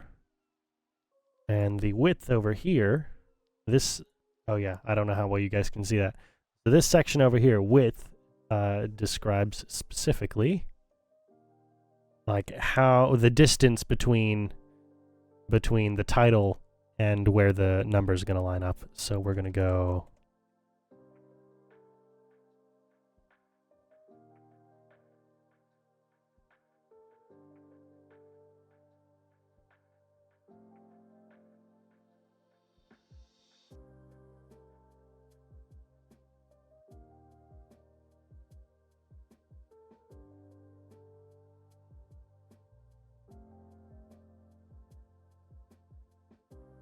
176. Okay, 176 pixels between the title and the halfway mark for the page. Okay, so this should take me to page 34, as this tag over here says, you know, page 34. If I click it, yeah, look at that. Takes me directly to page 34, although it says 33 here at the bottom. That's dumb. It shouldn't. But it takes me there. Wonderful. Absolutely wonderful. Precisely what I needed as well. Okay, citizens of Noctis City. Let's see. So, the basic demographic breakdown. Let me see if I can get this right. Basically, for the demographics, this is a city. It's a city-state, but mostly a city. So let me go ahead and pull up, bring us back to the full map here. This, which is now just a stand-in, but you know, it's a good map. I spent a lot of time on this map. But yeah, sure, it's just a stand-in. Legally speaking, it's just a stand-in. So the city is a city, and like any city in any time period, a city is going to be more diverse than the countryside. It just is. But, of course, for the majority of human history, and human history does absolutely influence, you know, fiction. For the majority of human history, cities, while they were the most diverse location, cities in Western Europe were less diverse than cities in you know, like the Eastern Mediterranean or the Middle East, or, well, yeah, the Eastern Mediterranean or the Middle East, because, you know, once you get into Asia, depending on where you mean in Asia, it was still extremely homogenous. So, you know, whatever. What I'm going for here is, what I'm trying to say is, you know, the city's going to be, it's a city. It's going to have a variety of different fantasy races, but the majority population is still going to be human. And then, depending on the district, the secondary, like the second most populous group there will be a different thing. In fact, the only place, well,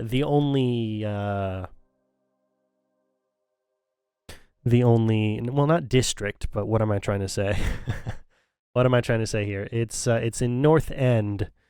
The North End territory. Yeah, the only territory of the, so by territory I mean, you know, section or island, not district. Districts are the individual multicolor sections of the map, just to make it easier to differentiate them. This is an older map, so, you know, there's only the one shade for Flambeau and the one shade for South Channel. But so you've got your islands and territories, and you've got your districts in them specifically. The only territory that where the demographics of the city-state are flipped is the North End territory. North End territory is actually majority halflings living out there. It's a massive farming community. Pretty much all of the North End is agriculture in some capacity, except for, you know, religious services up there, or just general, you know, city-based services. But, you know, the community at large is an agricultural community up there, and the halflings are the majority population of the North End territory. That is the only place in the entire city that happens to be the case. Now, we've got a couple of districts within the city where you're going to get a more densely concentrated diverse group of fantasy races, but that's just the nature of those specific districts. Red Hook is one of them, and then Traveler's Basin. Traveler's Basin is the other one. Those two. So you've got Red Hook here, which is of course in red, and then Traveler's Basin in medium purple, which is lighter than this purple over here. But yeah, Traveler's Basin and Red Hook are the only majority, you know, or the only districts where the majority population is not, well, that's not even necessarily true, because Iron Hill and Cobble Hill are the two sort of dwarven stronghold communities. So, okay, what am I trying to say? What I'm trying to say is, yes, what I'm trying to say is your more exotic fantasy races are going to be found in Traveler's Basin and Red Hook than in the rest of the city. Doesn't mean they can't exist in the rest of the city. In fact, Noctis City University has several notable professors and instructors there who are of more exotic fantasy races. In fact, one of their archaeological professors or instructors, who I have a piece of art for that I'll have to find later. I'll have to find in the next time we do this. He is an orc, well, half orc, and it definitely stands out among his peers. But like, it's not considered a problem, you know. It's not some sort of statement I'm making. I just thought, you know what, it'd be really cool to have this guy be a half orc. It'd be really cool. I think it just fits. And he's a great archaeologist, you know. My playtesting group, they ran into him a few times, and he became a very endearing character to one of my party members in particular, who was very interested in finding out about his own family's ancient roots to the city. You know, fun stuff, crazy fun stuff. But what I'm trying to say is the majority of the city is going to be, so your demographic breakdown, your top 4 are your classic top 4 for fantasy. Humans, elves, dwarves, and halflings. That's like the majority population is going to be one of those 4, or a mix of those 4. So, you know, half dwarf, 3/4ling, I guess. I guess 3/4ling would be the term instead of halfling, you know, 3/4ling, whatever. I don't know. Not super funny.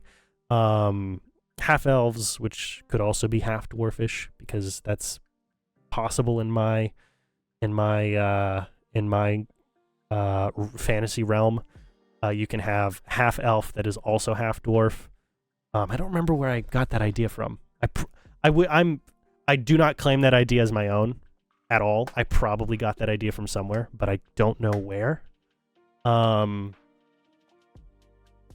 yeah, if you are like the majority what I'm trying to say is the majority population of the city-state of the Free Republic of Noctis, which is the official title. The city-state of the Free Republic of Noctis, the majority population is one of these 4: humans, elves, dwarves, and halflings, or some mixture of those 4. The more exotic fantasy races, which for the purposes of city demographics are anything that isn't those 4, are still more likely to be found in a city like this than most other places on the continent of Trinicus, but are not going to be majority populations anywhere. They're just not majority populations in the city.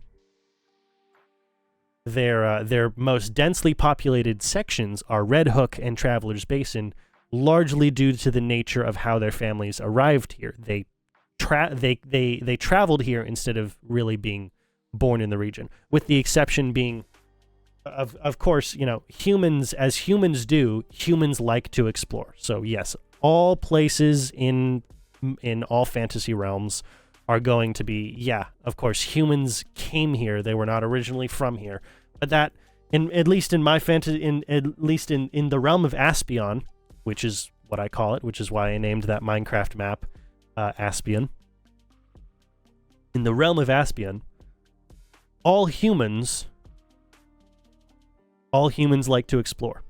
You know, it's sort of it's within human nature to crave something new, whatever that happens to be. Whether you're exploring, exploring new territory, or you're exploring the depth of knowledge you can gain on something. Humans love to explore things. They love to adventure, to learn, to grow.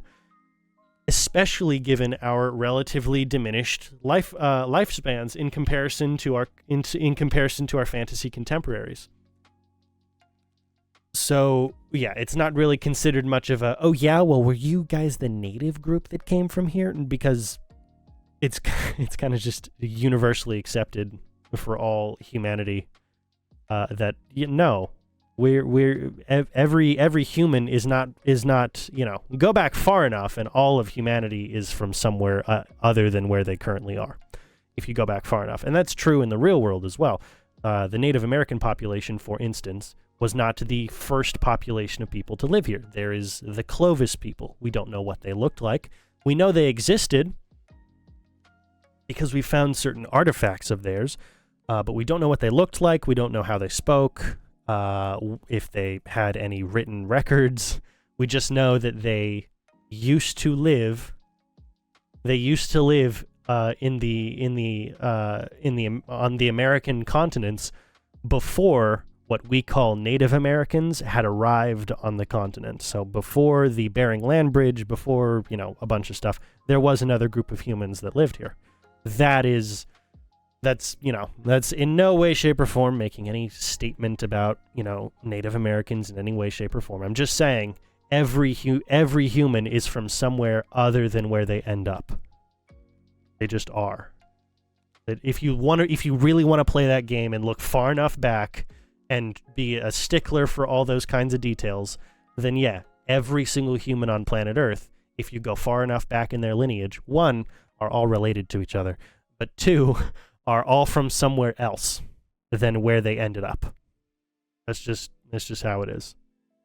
It's just how it is. So I don't, the reason I'm adding in these demographics is to make it, again, a theater of mind, make it a lot easier for people to imagine, and also to very expressly say, look, this is what it's like. Cobble Hill and Iron Hill are basically almost exclusively two feuding dwarven families wanting to be the best dwarven family in the city. Red Hook and Traveler's Basin, if you're looking for the most diverse groups, if you're going to say you're playing D&D 5e and you're not pulling a character from the player's handbook, you're pulling a character from whatever the newest possible expansion book is. Say it's whatever.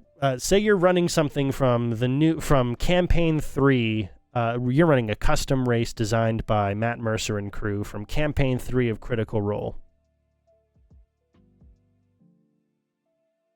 Well, if you're wanting to say you're from the city of Noctis, the most likely option you could have would be Traveler's Basin or Red Hook. I'm giving these as, you know, plausible explanations for why a particularly exotic and or rare group of people for this part of for this area in my realm would exist. That's not to say it's a hard and fast rule. If you want to play around with it, again, once you have the PDF or the book or whatever, once you own it, I don't really care how you play it, because that's up for you. That's entirely up to you. You purchased the thing, so please play with it however you want. But until then, if you do want to use whatever my rulings on things are, I'm going to have specific rulings for them, including the demographic breakdown of the city at large.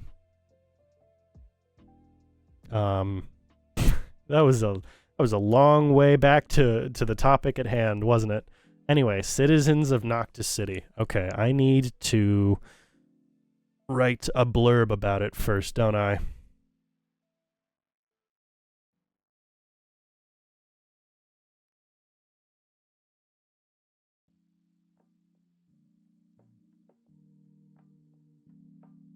Like all great cities, Noctis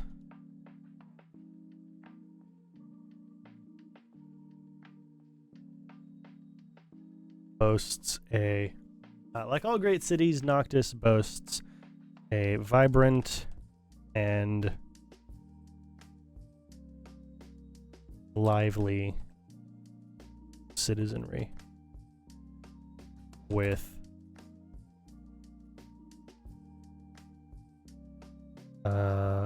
families,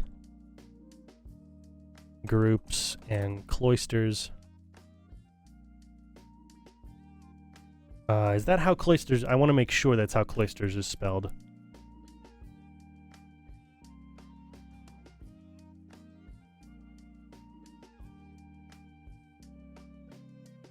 CLOI, because CLOY is a Pokemon. Cloisters.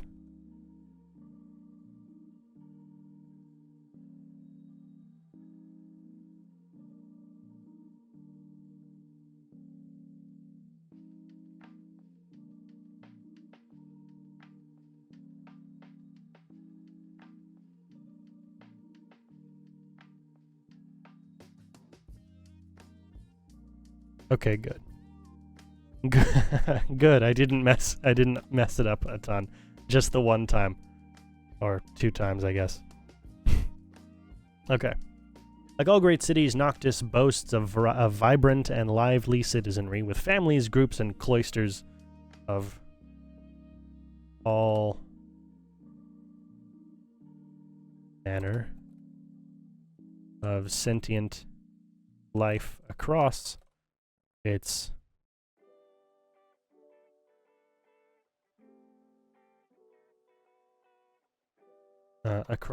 domain.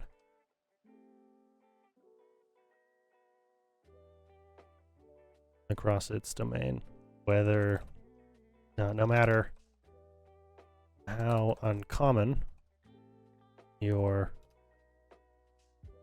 matter how uncommon or exotic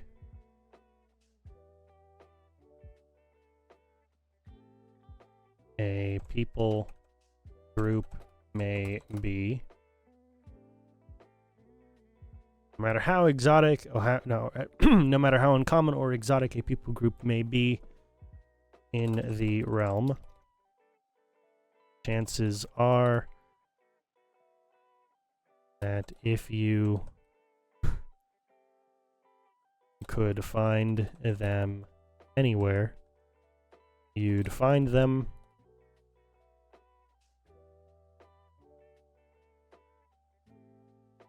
in Noctis.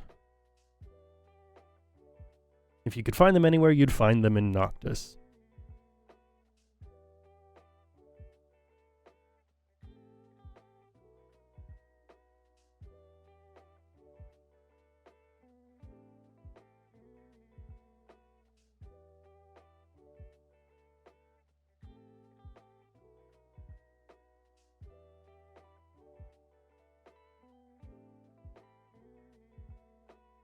Demographically, humanity in all its shapes and sizes dominate the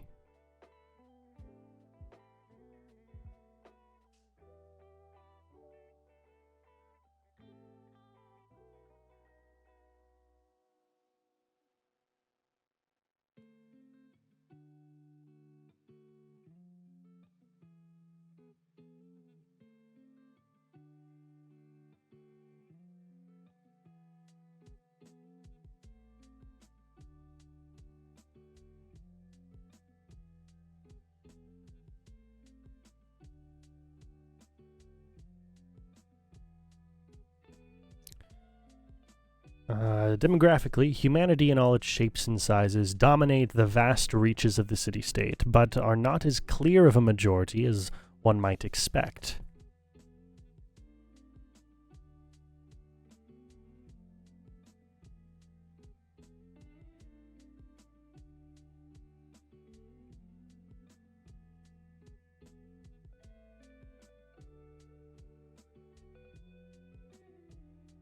Boasts a no, I already used boasts a vibrant.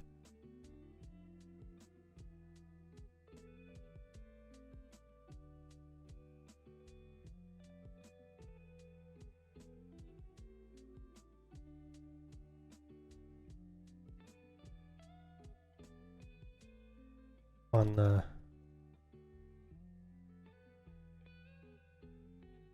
coast, outnumbering their human counterparts.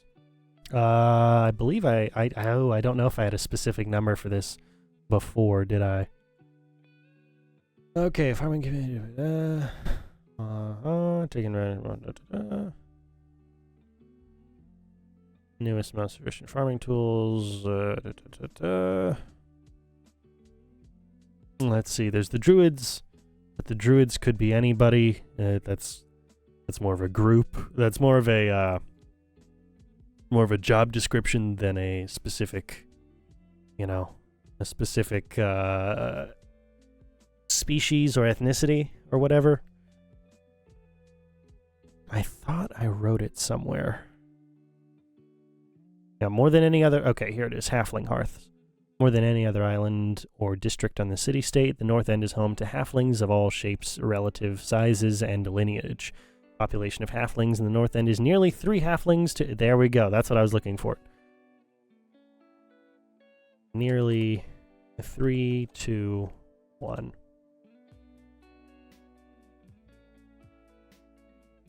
The North End territory is home to many of the eldest halfling communities on the coast, outnumbering their human counterparts nearly 3 to 1.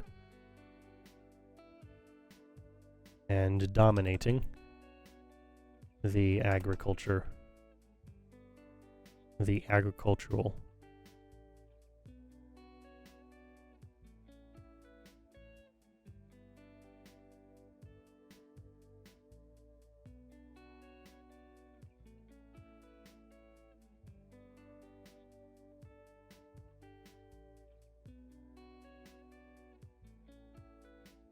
city. We'll just go city, because I already used city-state not but one sentence prior.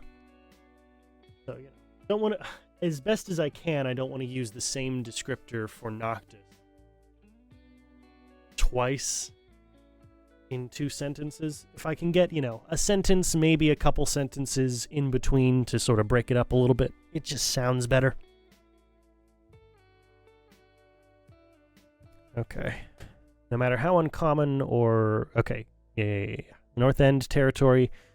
And then we'll continue with Cobble and Iron Hill. The feuding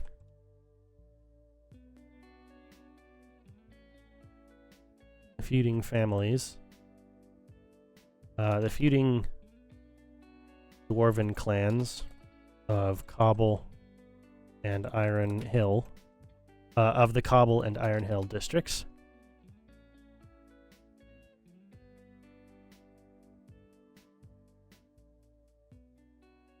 The feuding dwarven clans of the Cobble and Iron Hill districts dominate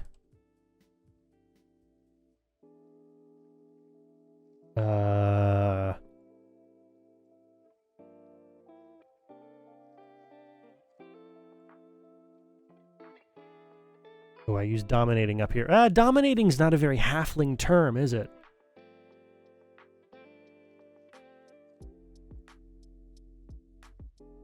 Okay, let's try and find a better term than dominating for the halflings. Okay. The North End territory is home to many of the eldest halfling communities on the coast, outnumbering their human counterparts nearly 3 to 1, and something the agricultural industries of the city.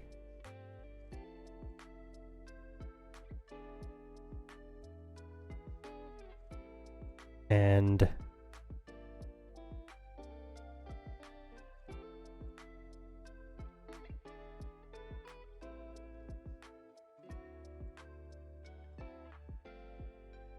overseeing is a little bit more of a halfling term.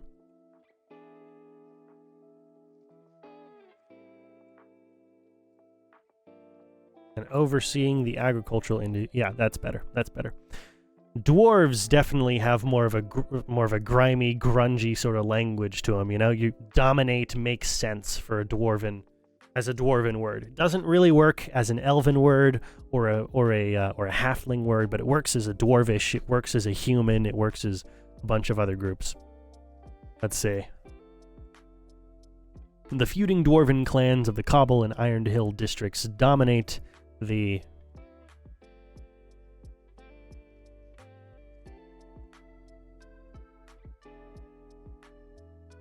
dominate their home territory and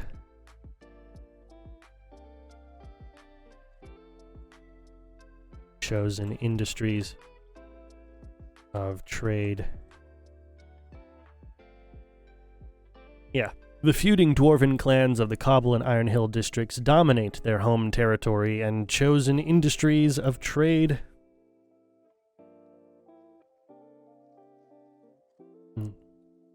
forever feuding over the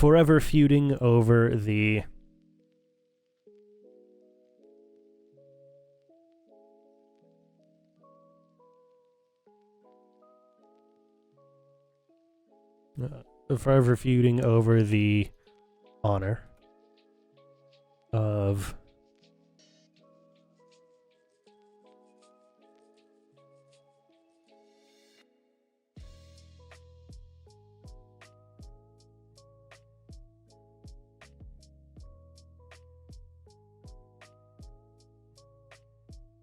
okay, yeah. Let's hear this one out. The feuding dwarven clans of the Cobble and Iron Hill districts dominate their home territory and chosen industries of trade, forever feuding over the honor of recognition as the most ancient dwarven family in the city. I believe I can turn this into a semicolon, because that can technically be the end of a sentence right there.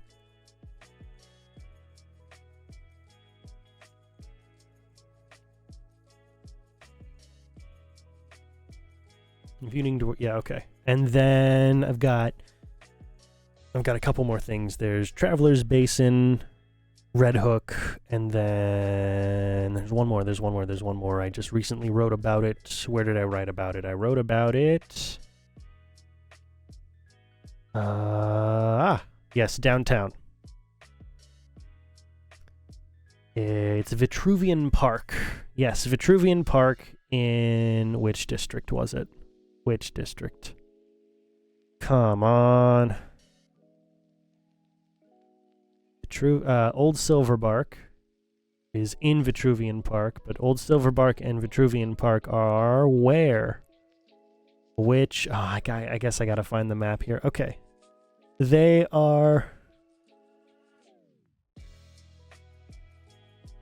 Yeah, they're part of the East Park district. Because they're east of Vitruvian Park. The feuding dwarven clans... okay, yeah. The High Elven societies of...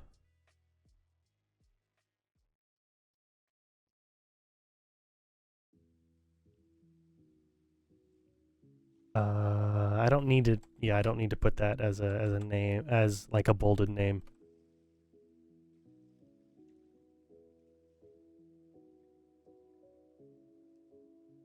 Yeah, the High Elven Societies of Vitruvian Park in the East Park District.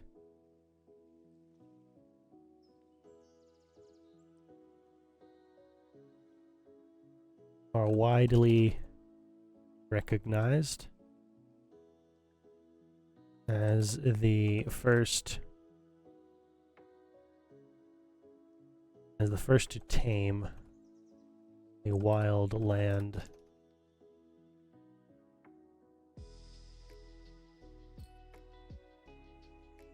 to tame the wild natural world surrounding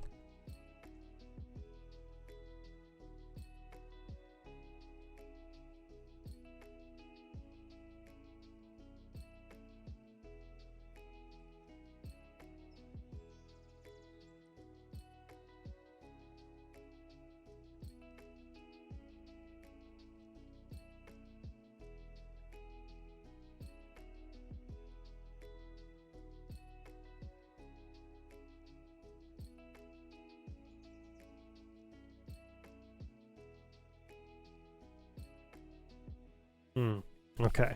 What am I trying to say here? The High Elven Societies of Vitruvian Park in the East Park District are widely recognized as the first to tame the wild and natural world surrounding the city-state, ever content to relegate themselves to their chosen homes. Now, that can be the end. That can be the end of a sentence, so we'll make it one. Ever content to relegate themselves to their chosen homes and help foster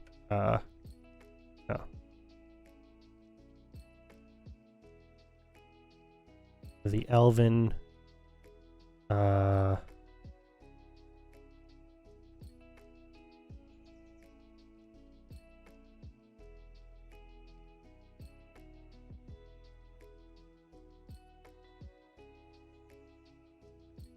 I guess families works.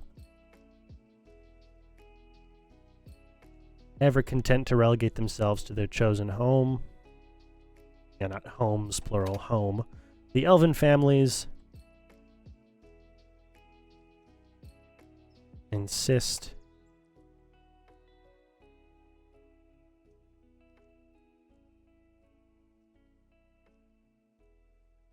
on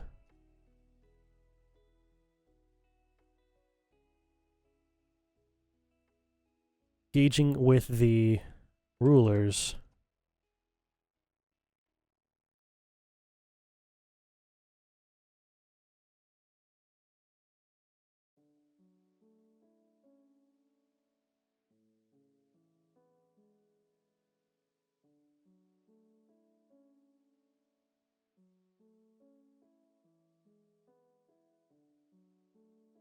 Yeah. Their goal being to help foster an appreciation for the natural world. Ever threatened by humanity's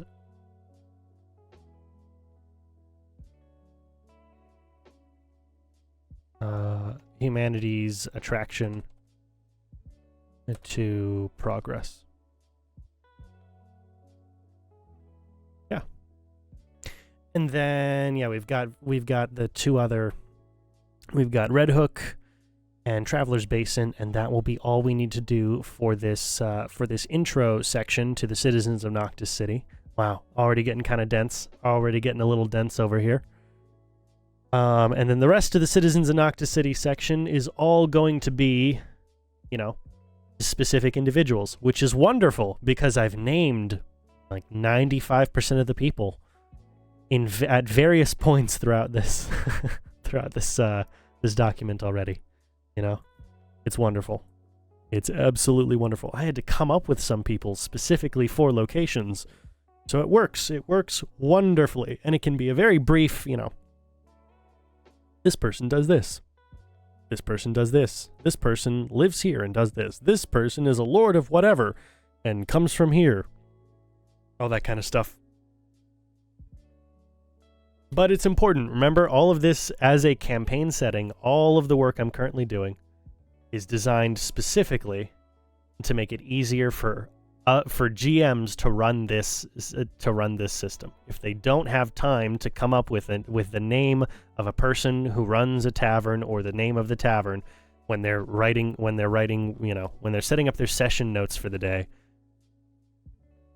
if they don't have time for it, then oh boy, you can just open the text, find a random tavern, and find who runs the thing. I'm looking for a tavern in South Channel Island. We'll go for the Even Chainmail, operated by Ububwevwe Osas, as well as the members of, as well as financed by the members of the playtesting party.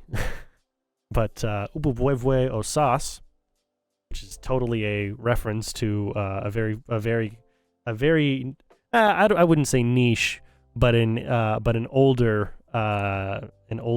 YouTube meme. Yeah. He's good. I like the guy. I've got really cool custom artwork for Ububwevwe.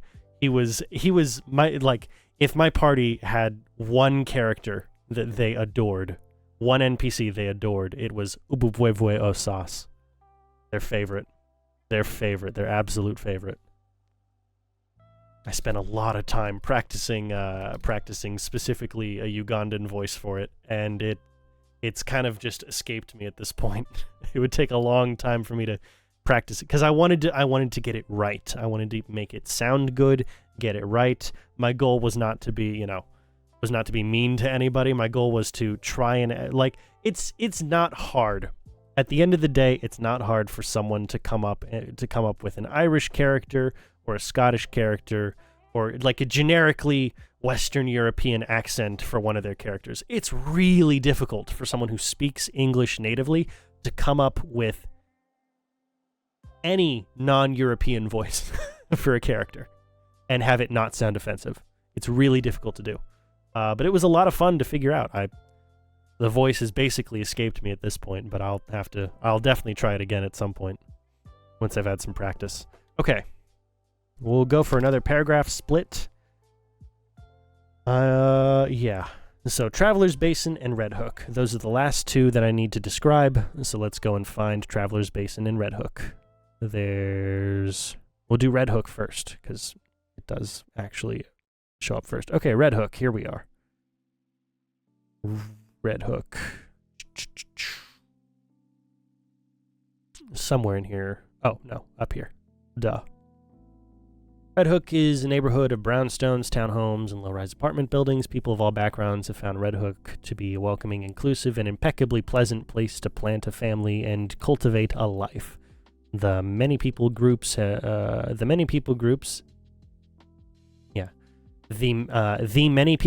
have carved out whole city blocks where they acclimate to their metropolitan surroundings by infusing a piece of their culture, oftentimes infusing local cuisine with flavors, spices, and techniques that many of the native population would call exotic.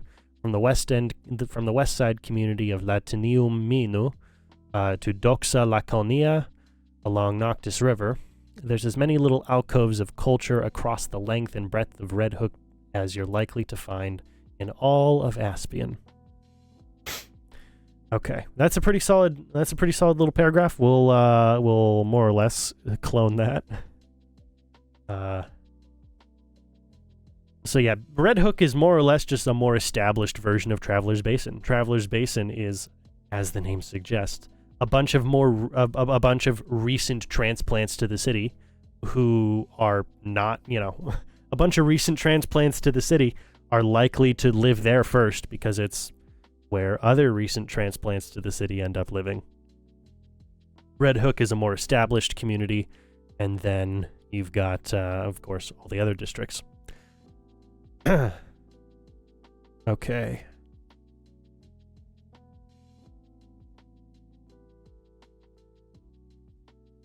Red Hook's townhomes and brownstones instead of brownstones and townhomes. Yeah, Red Hook's townhomes and brownstones house many of the established, if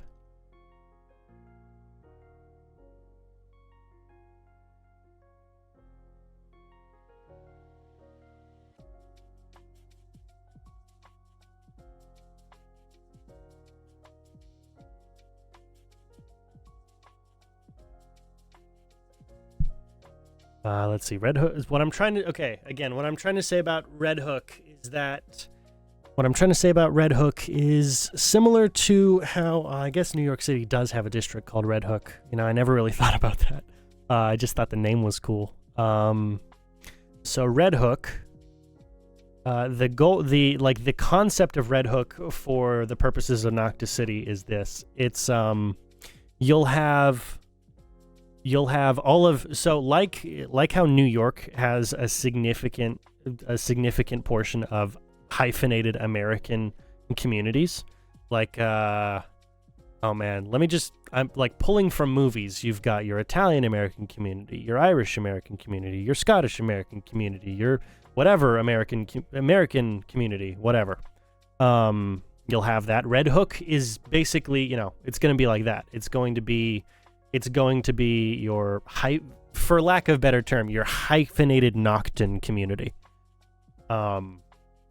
That's like that. Red Hook is the more established sort of hyphenated Noctin community. Yeah. Red Hook's townhomes and brownstones house many of the established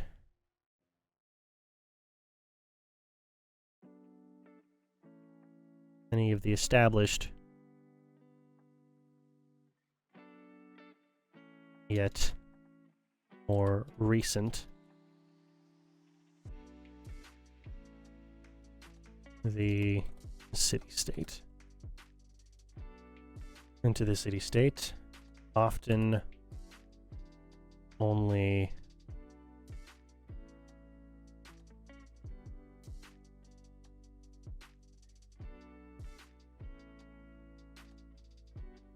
often only holding roots which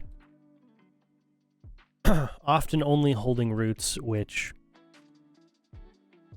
spread which reach back a few generations.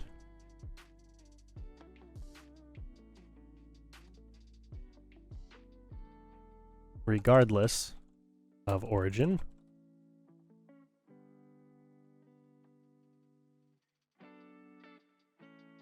Red hooks, Red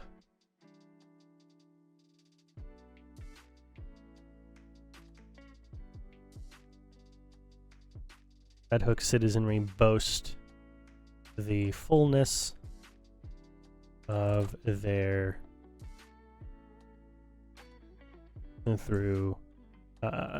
boast the fullness of their heritage through art,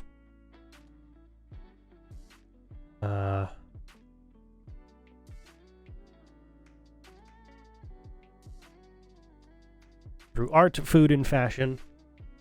Oh boy, we're going overtime. We're going overtime. Oh boy. Okay.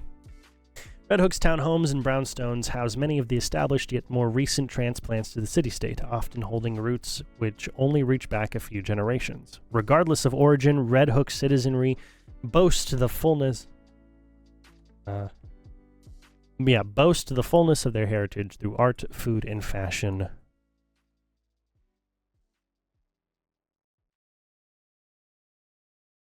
Often seen as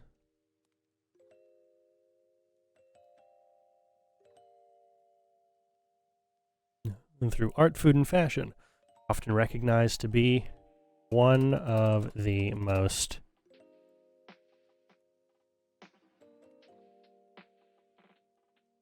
lively and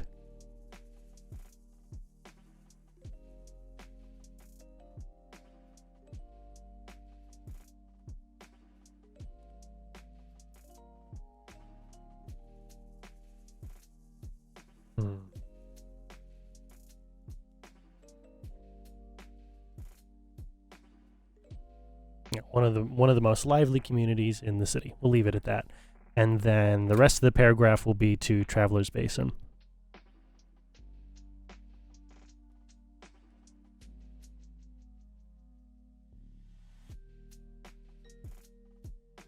Traveler's Basin, which I also wrote about, which I believe should be in the downtown section.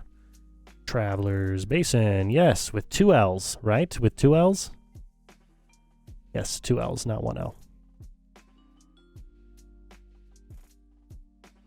Okay, what have I already wrote about it? Many recent migrants to the city-state from across the continent and the realm at large call Traveler's Basin their home. A former port district, the basin has become one of the fastest-growing communities on the island, creating cultural cloisters, there's that word again, of all kinds and welcoming locals and tourists alike to come and enjoy the food, drink, and trade goods of the many peoples that made this district their own.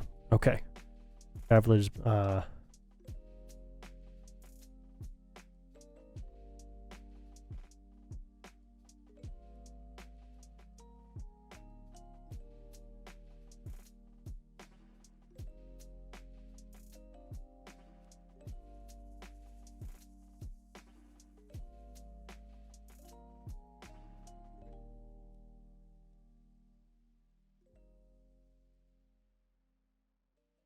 Okay, Traveler's Basin often reflects many of the same qualities and populations as Red Hook, though far more recently migrated than their counterpart. A former port district.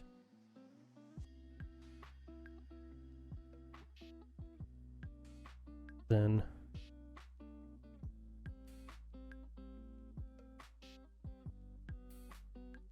to be a hub for temporary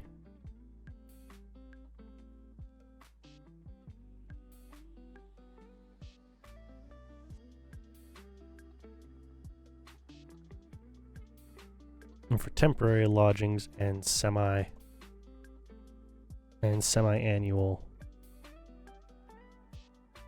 Not semi-annual. That's not the term I'm looking for.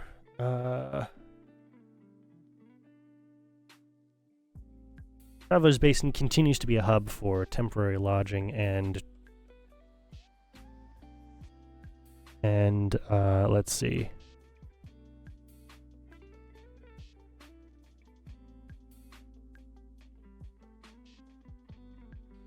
Yeah, migratory works and migratory communities.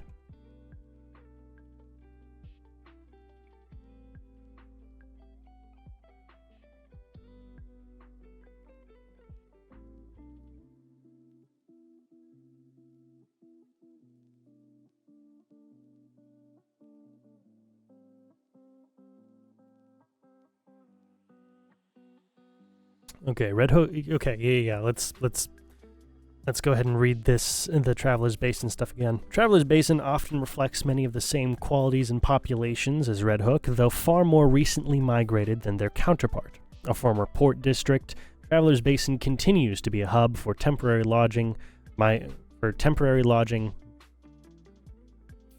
and migratory communities.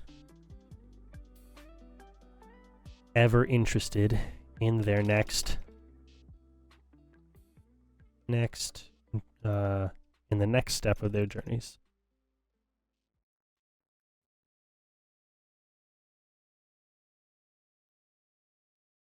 Okay, let's see how that looks on the page. Oh boy, that's a lot, but that's fun. That gives a really solid breakdown. That's a really solid breakdown. Okay, let's read through it again. I want to make sure I didn't miss anything. And this will be the last thing we do, and we'll call it for the night, okay? Like all great cities, Noctis boasts a vibrant and lively citizenry with families, groups, and cloisters of all manner of sentient life across its domain. No matter how uncommon or exotic a people group may be in the realm, chances are that if you could find them anywhere, you'd find them in Noctis. Demographically, humanity in all its shapes and sizes dominate the vast reaches of the city-state, but are not as clear of a majority as one might expect. The North End territory is home to many of the eldest halfling communities on the coast. The North End territory is home to many of the eldest halfling communities on the coast, outnumbering their human counterparts nearly 3-1 and overseeing the agricultural industries of the city. The feuding dwarven clans of the Cobble and Iron Hill districts dominate their home territory and chosen industries of trade, forever feuding over the honor of recognition as the most ancient dwarven family in the city. The high elven societies of Vitruvian Park and the East Park district are widely recognized as the first to tame the wild natural world surrounding the city-state. Ever content to relegate themselves and their chosen... let's try that again. Ever content to relegate themselves to their chosen home, the elven families insist on engaging with the ruling councils of Noctis, their goal being to help foster an appreciation for the natural world,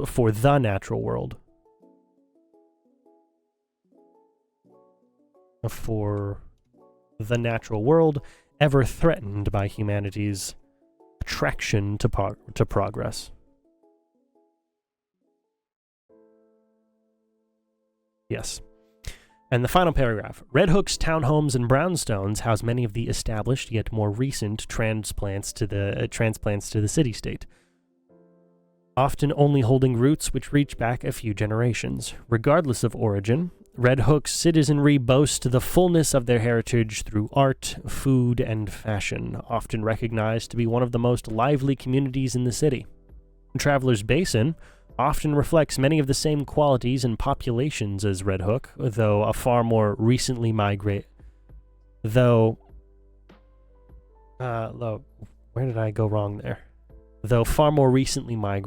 their counterpart. A former port district, Travelers Basin continues to be a hub for temporary lodging and migratory communities ever interested in the next step in their journeys. Okay, that's pretty good. That's pretty solid. I think that works It's a bit wordy, but it helps in painting a picture. It helps in painting a picture that the GM can use to describe to their players. It does help. Okay, next time we do this, which I don't know if it'll be next stream, but the next time we go ahead and work on the Noctis document, I've been trying to get a lot of work for this done for a while. Next time we do another dev stream for Nightlife and Noctis, we'll go ahead and, very simple task, if I haven't completed it before then, very simple task, we're going to go ahead and take the names of every single member, the names of every single person in Noctis City that I have written down, which is not a massive list, but it's a sizable list. The names of all the important people in Noctis City who you have to know, and we'll give brief descriptions to them. Very simple, very simple stuff. Again, a tool to help GMs not have to feel like they're way over, like they're way in over their heads when trying to describe new stuff to their players. If they don't have the time or they want to focus around a specific idea, there's likely an NPC that I've named that could tie into it. So we'll go for that. That'll be the next time we do a dev stream. If I haven't already, whatever. If I haven't already finished it by then, because it shouldn't be the hardest thing in the world, and most of them have a brief description here or there dotted throughout the 34 pages so far anyway, so whatever. But we'll get to it. Not the end of the world, not a big problem. Yeah, that's basically all. More or less, that's the end for today. Thank you guys so much for watching. Hey, this is a ton of fun for me. We started off today with the Alex Jones game, which was so much fun, but I wish was more than 40 minutes long. It has the opposite problem that Suicide Squad does. It has the opposite problem. It is too short, and it's too short of a game, and it's tons of fun. Suicide Squad is a slog to get through, and it's like a 14-hour game, which, granted, is shorter than the other Arkham games, but still, it's a slog, and I'd rather not have to play that game again. I might not. I might actually just drop playing Suicide Squad, which would be kind of crap, because eventually I'll have to talk about it anyway for video essay stuff. But I have no interest in playing that game, and it's more painful for me to play it when I realize I have to make it interesting for other people than to just play it on my own. Because at least then I can just have something on in the background, tune out, zone out, just get the game done, and then go back through the footage to be like, okay, what was the story? What happened here? What actually took place? Just so I know for sure exactly all the details. But yeah, that's that's basically it. Once again, thank you guys so much for watching. This is a ton of fun for me. If you at any point had to jump out of the stream for whatever you were doing, homework, work stuff, maybe I just wasn't interesting for like 10 minutes. I get it. It's not a problem.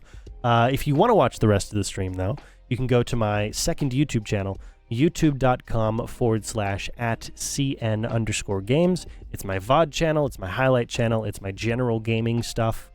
Once I've got more, once I've got some more time to make some more produced gaming content, it'll also go up there.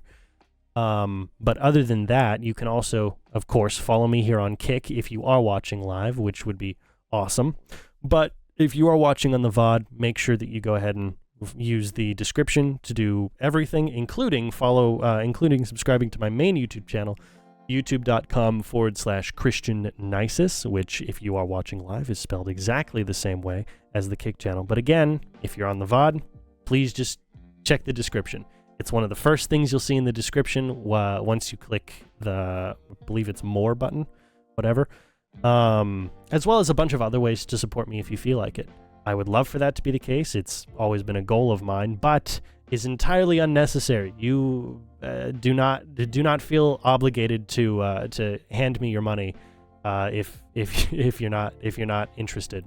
It's completely fine. I'm just happy that you came to watch. Anyway, with all that being said, one more time, just to round it out, thank you guys so much for watching, and I'll see you guys tomorrow, approximately the same bat time. This was actually a pretty solid time to stream. So approximately the same bat time, definitely the same bat channel. All right, have a good one.